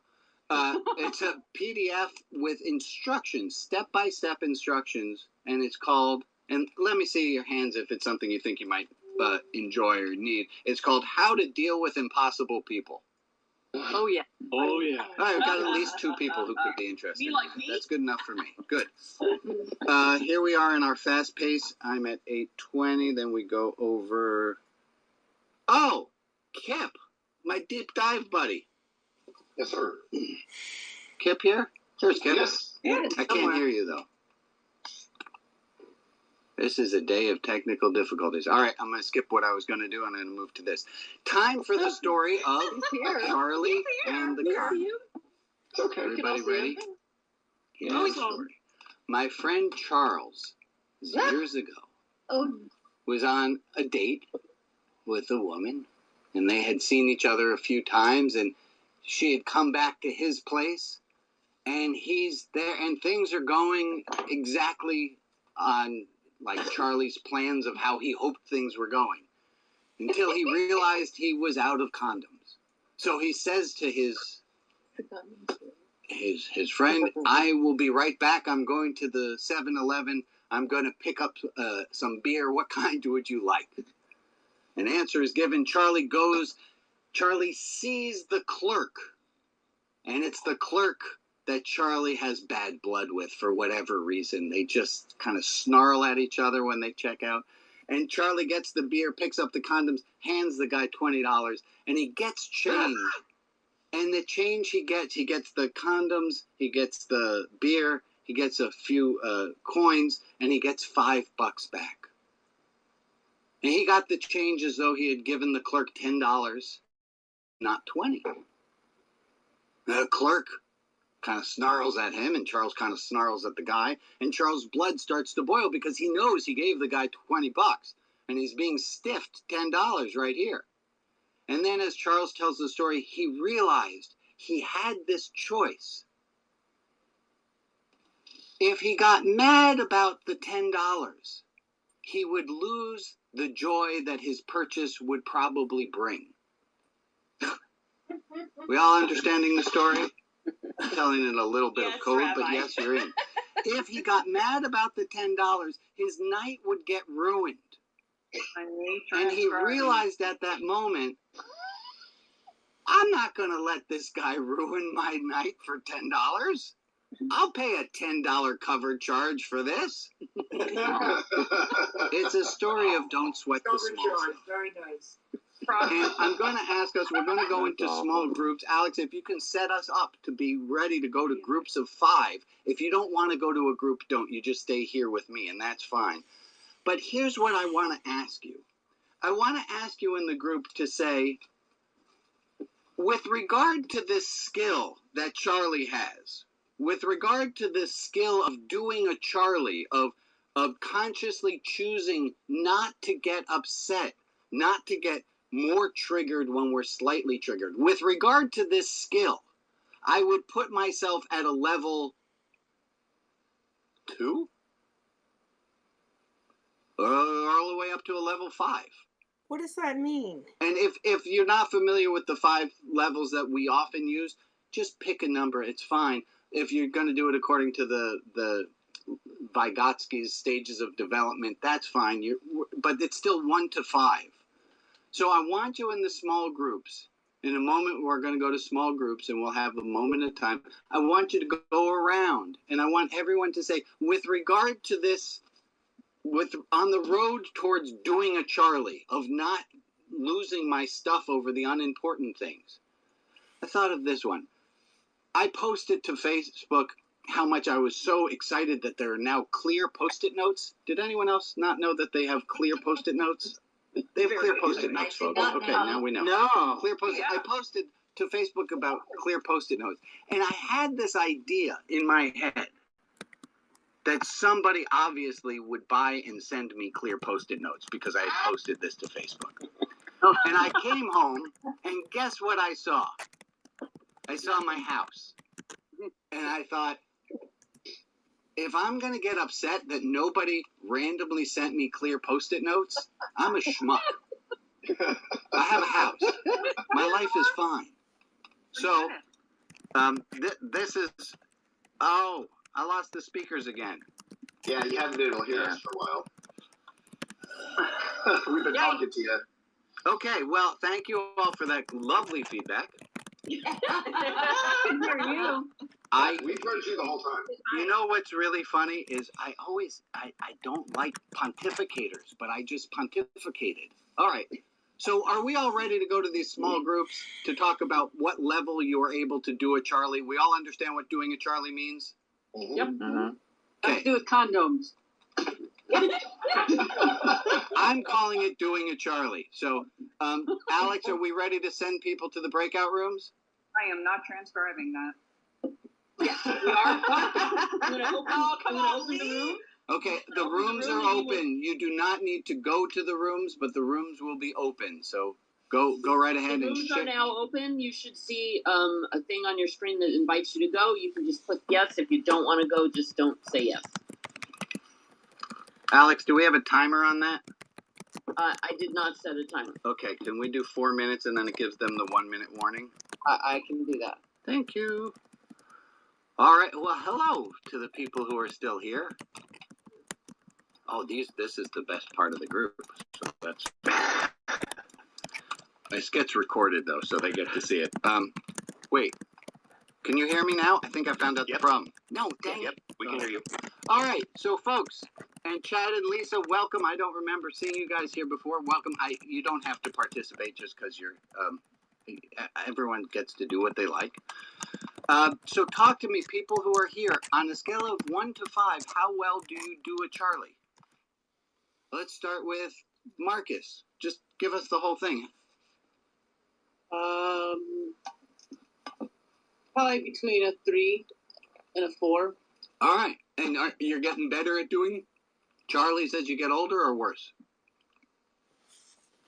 I think I'm getting better. Trending positive, 3 to 4, trending positive. Nikki, how about you? Oh, I'd say I'm between a 3 and a 5, depending on what my quality is. Right, there are some days where you can just bat it out of the park, and there's some moments where you're like, boy, I wish I had batted that out of the park. Right. Yeah. All right. I got you. Jordan, what do you got? And of course, I'm calling on people, and then I'm gonna stop doing that because I don't want you to feel like you have to talk. But Marcus, Nikki, and Jordan, sorry. I don't mind being called on, but I arrived late and I missed the whole Charlie. Okay. So go ahead. I was gonna say sorry. Everything froze up on me when I was. Yeah, your audio went weird. Anyone else have comments about quote doing a Charlie close quote? What is it? Somebody explain. That would be the best. Can somebody explain this? Can we, as a group, explain it to Jordan? Not letting. Is my audio bad? Yeah, you're fine.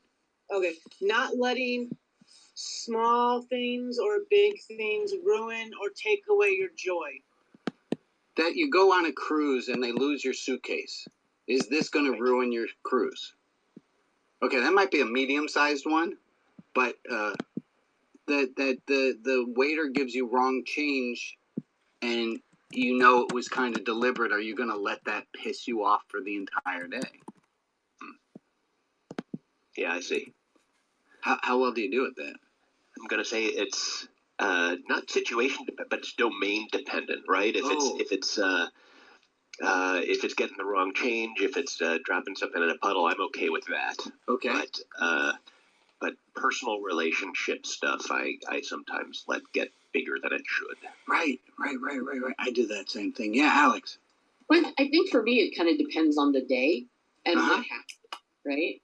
I mean, we had a situation yesterday where we took the truck in because the horn wasn't working, and we got the truck back, and the horn still wasn't working.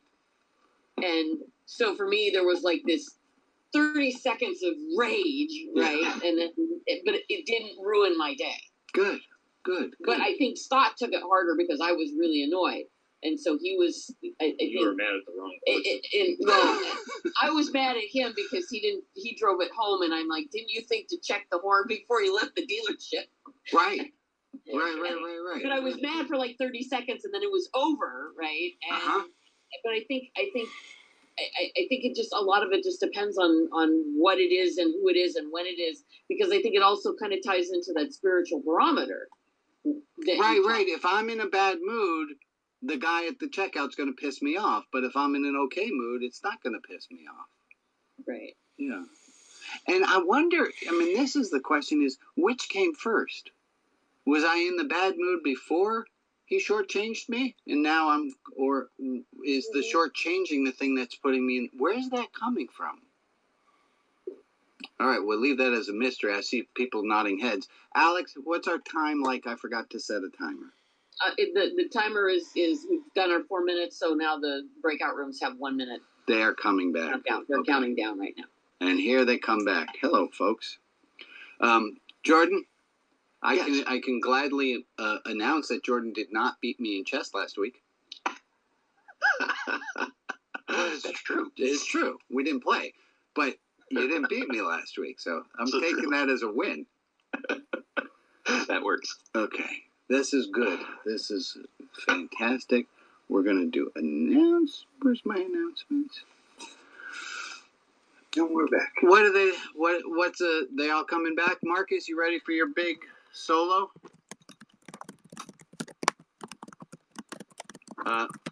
Your microphone, dude. All right. Let me get to the announcements. Who's gonna sing the song? Oh, it's coming. Here we go. Okay. Here we are. We're back.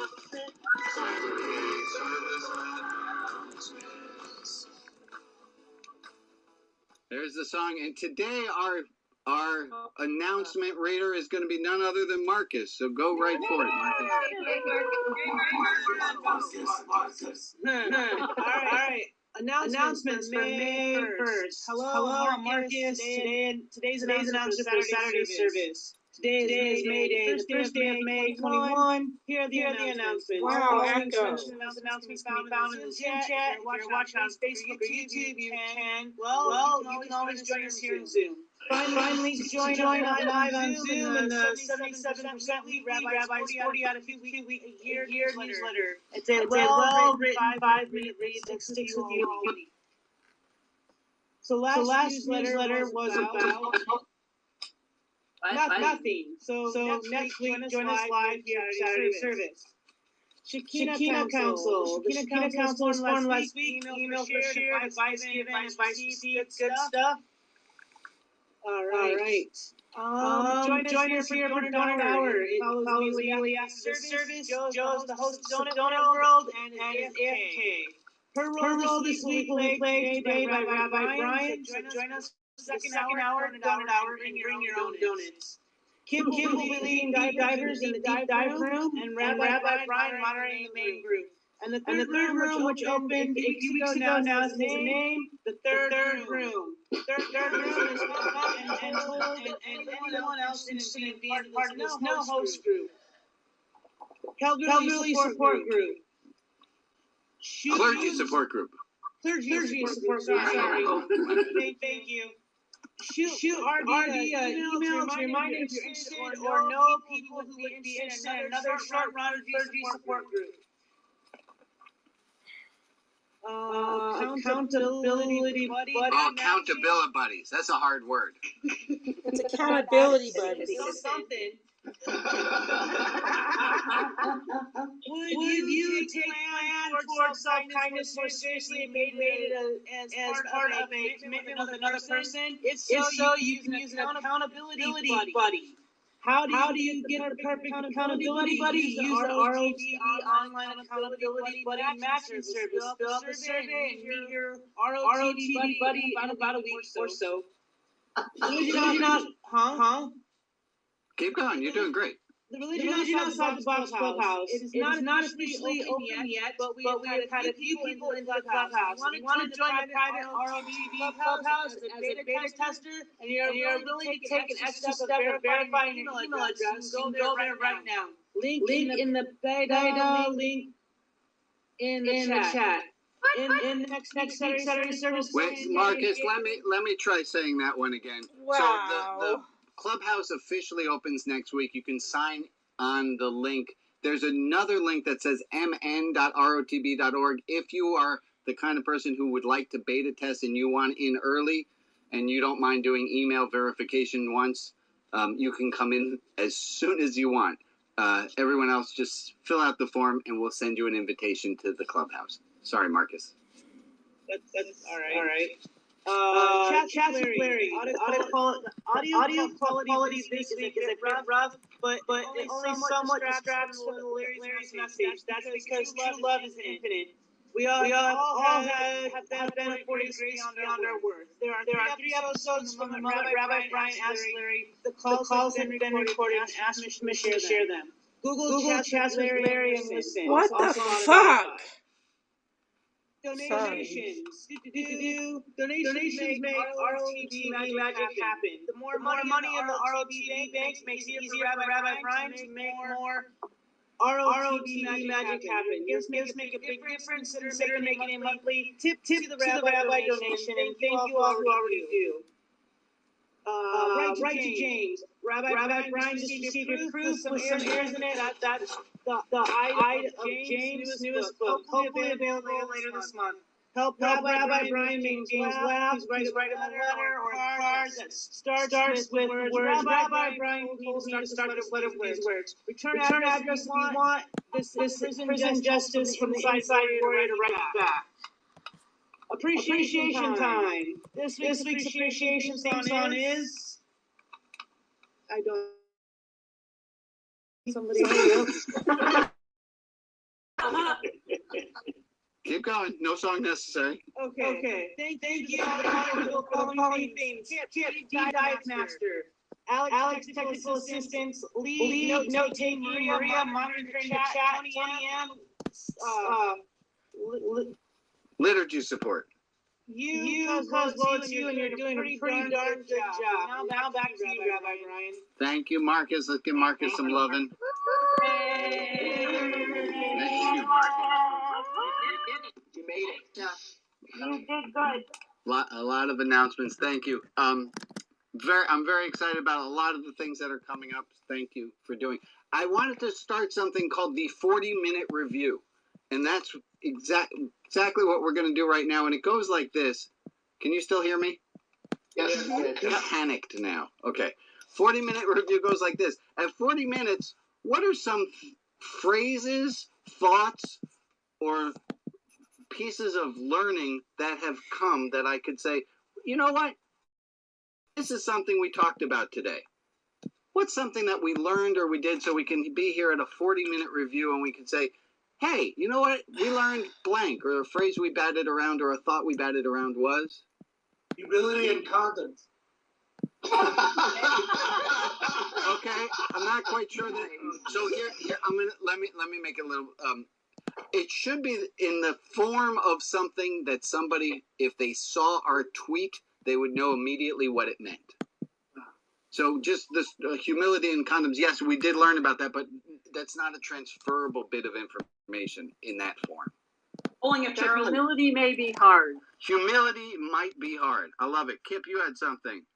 Humility leads to wisdom, which leads to kindness. Humility leads to wisdom, which leads to kindness. And then we found out that humility might be difficult. What else did we get?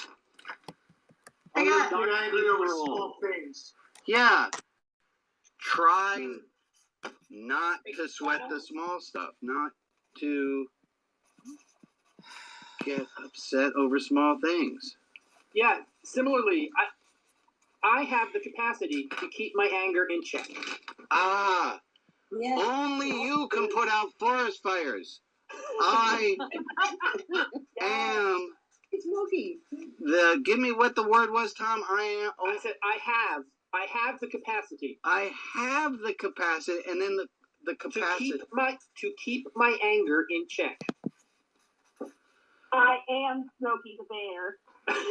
Okay, to keep anger in check. That's grand. Look at what we've gotten so far today. And none of this humility is we can't type as fast as she thinks she can. Yeah, humility leads to it's hard. Oh, great. Thank you for our 40. Anything else that we pulled out? Yeah, Ray? Each of us look at God in a different way, and we're all right. Nice. Way to go, Ray. Mm-hmm. And Kate, I see you have something. Oh, I was going to say almost exactly what Ray said. I actually wrote down if we're all drawing a still life, it's all going to be different based on our perspective. As a lovely metaphor for that. I like that one a lot. Lovely. Lovely things we've got. Wait, 40 minutes what in. did she we just still have say? a little bit of time, so I got. Way to go, Ray. Mm-hmm. And Kate, I see you have something. What do we get? Not angry over small things. Yeah.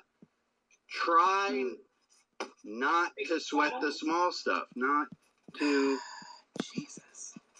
get upset over batted around was? Humility and condoms. Okay, I'm not quite sure that. So here I'm gonna let me make it a little. It should be in the form of something that somebody, if they saw our tweet, they would know immediately what it meant.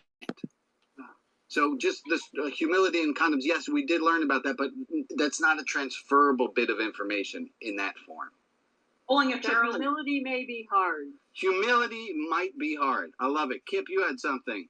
Humility leads to wisdom, which leads to kindness. Humility leads to wisdom, which leads to kindness. And then we found out that humility might be difficult. What else did we get? Not angry over small things. Yeah. Try not to sweat the small stuff, not to get upset over small things. Yeah, similarly, I have the capacity to keep my anger in check. Ah, only you can put out forest fires. I am give me what the word was, Tom. I said I have the capacity. I have the capacity, and then the capacity to keep my anger in check. That's not how you spell capacity. I am Smokey the Bear. Okay, to keep anger in check. That's grand. Look at what we've gotten so far today. And none of this. Humility is Lee can't type as fast as she thinks she can. Yeah, humility leads to. It's hard. Oh, great! Thank you for 40. Anything else that we pulled out? Yeah. Yeah, Ray. Each of us look at God in a different way, and we're all right. Nice. Way to go, Ray. And Kate, I see you have something. Oh, I was going to say almost exactly what Ray said. I actually wrote down the if we're all drawing a still life, it's all going to be different based on our perspective. As a lovely metaphor for that. I like that one a lot.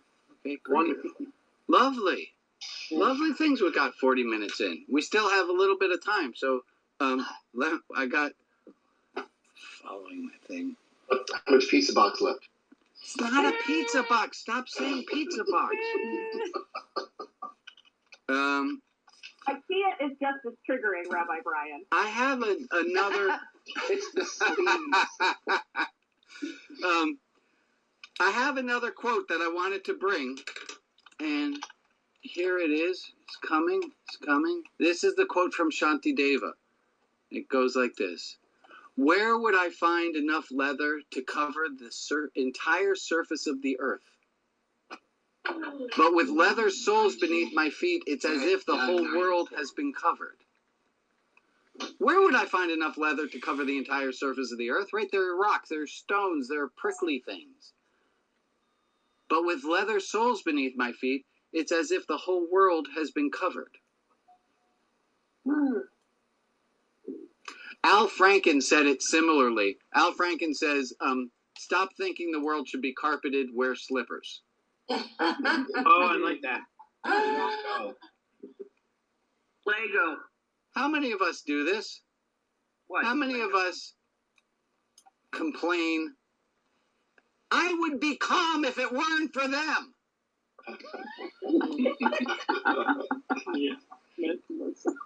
You get it? That has happened before. Yeah, it happens. What we're saying when we say I would be calm if it weren't for them is that the entire world should be covered with leather. The whole world should be carpeted. Shantideva also said, how are we doing on time? Oh, I have time for it. This is fantastic. This is one of my favorite quotes ever. He said this, and what I like about teaching this one fire. Is that it looks like the stupidest thing I've ever taught. Fire is hot. I have this on my wall at work from you, Brian. You do. Great. The sky years ago. sometimes has clouds. Now, I will tell you at this point, when you go to tell this to someone, you're like, fire is hot. The sky sometimes has clouds. And you know what it means, but they don't. I want you to remember this moment right now when you don't understand what this means and you're like, this is stupid. Because when you try to explain this to someone, it takes a moment. This is stupid, but it's brilliant. Let me unpack it for you. We're going to get angry at them because we think the problem's outside. And why? I'm sorry, let me say this again. We get angry and frustrated and we think that the world should be different. And then why are those people being mean? If they weren't mean, I would be fine. And the reason that they're mean, the reason that we get upset is fire is hot and the sky sometimes has clouds. Rabbi, you still haven't said anything. You're just repeating the same stupid 2 sentences over and over again. I know. Let's try it this way.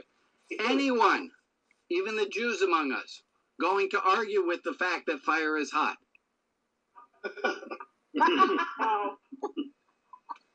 I know my people. Maybe. Yeah, okay. We're all willing to accept that fire is hot. And we're all willing to accept that the sky sometimes has clouds. Why is fire hot? It's in its nature to be hot. Why does the sky sometimes have clouds? Because that's what the sky does. Why are people assholes? Because it's in the nature of people. Sometimes they are. Because it's in the nature of people to be self-centered. Why are people so self-critical? Why aren't people as humble as they should be? Why aren't I as humble as I should be? Why aren't I as grandiose as I should? Because this is how we are. it's in our nature. It's in our nature to be rude, and it's in our nature to be loving, and that's just how we are. And when we try to argue with it, what happens? Frustration. We get frustrated. Yep. Okay. Let me bring us back to the original quote. What does this quote mean for you as of Monday? So Monday comes along. How is this quote going to go with you on Monday? Do I have enough leather to cover the entire world, or should I just wear shoes? What does that mean? What does that mean on Monday? Does it mean that Change my reaction? Yeah, there's only one thing you can do. And you know what? It's probably even easier if you just put shoes on. If you just change your reaction, the whole system's different. You're now wearing leather shoes everywhere. You're now carpeted everywhere. Mm-hmm. How about change it to kindness? Yeah.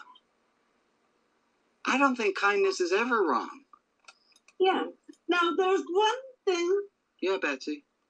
Okay, if you're walking around on your floor barefoot and you notice there are cracker crumbs on your floor, then you can sweep your floor. Yeah. You're absolutely right. My father and mother had this argument. My mother walked barefoot, my father wore slippers. And my mother said, if you didn't wear slippers, you would notice that there were crumbs on the floor. And my father said, that's why I wear slippers.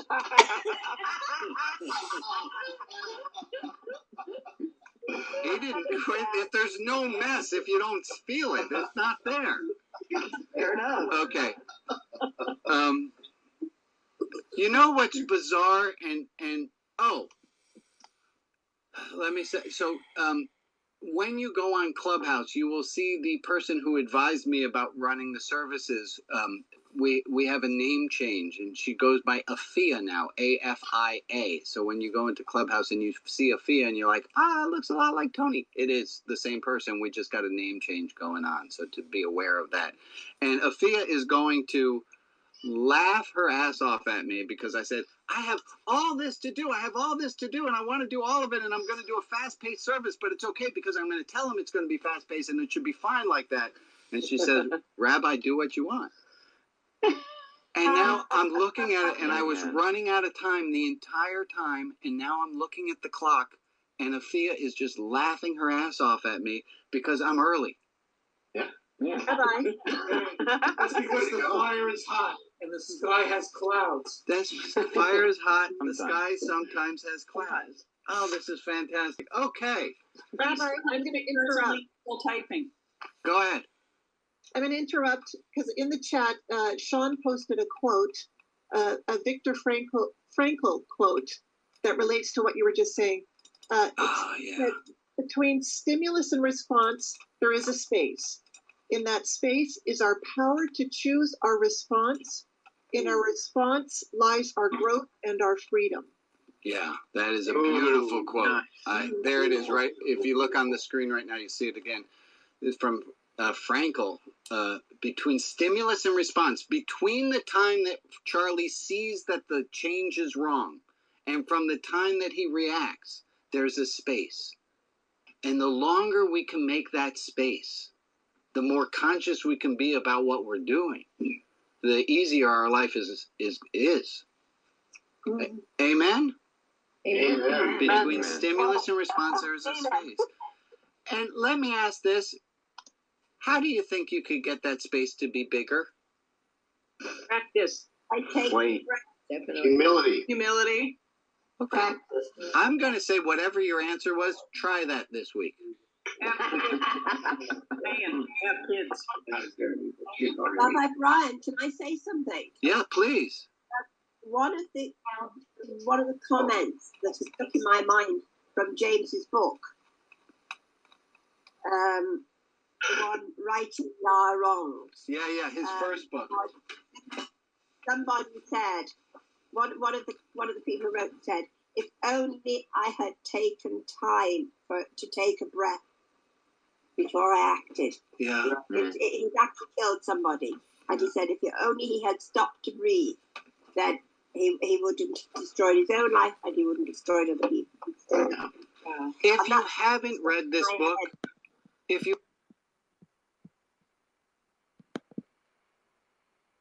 haven't read this book, I highly recommend it. Send me. You can get it off of Amazon. It's called Right Our Wrongs. This was James's first book, and I'll give a little.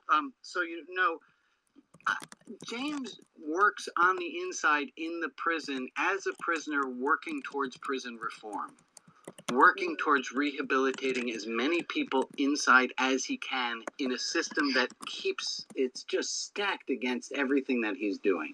And Marcus read it in the announcements, and I'm going to reiterate it because, hey, now I have a minute. Could you? You can get it off of Amazon. On writing, somebody said, one of the people who wrote said, if only I had taken time to take a breath before I acted. Yeah. He actually killed somebody. And he said if only he had stopped to breathe, then he wouldn't have destroyed his own life and he wouldn't have destroyed other people. If you haven't read this book, I highly recommend it. Send me. You can get it off of Amazon. It's called Right Our Wrongs. This was James's first book, and I'll give a little. So you know, James works on the inside in the prison as a prisoner, working towards prison reform, working towards rehabilitating as many people inside as he can in a system that keeps it's just stacked against everything that he's doing. And Marcus read it in the announcements, and I'm going to reiterate it because, hey, now I have a minute. Could you write him a card this week? Because I think it would be really funny if everyone wrote him a card that says, Rabbi Brian asked me to write a card.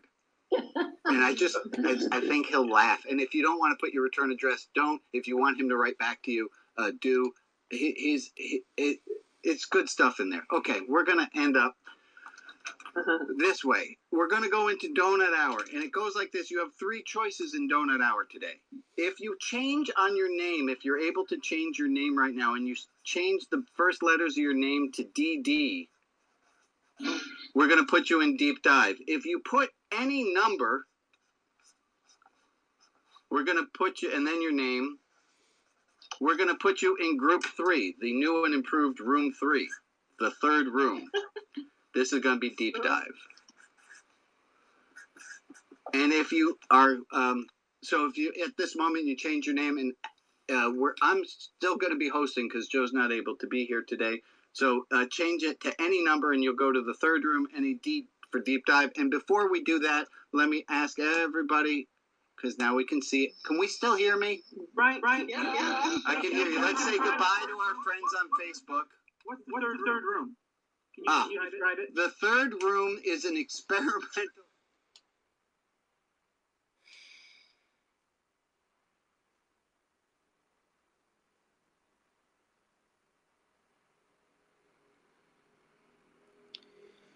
Okay, thank you for listening with me and watching with me. Bye. Have a nice day.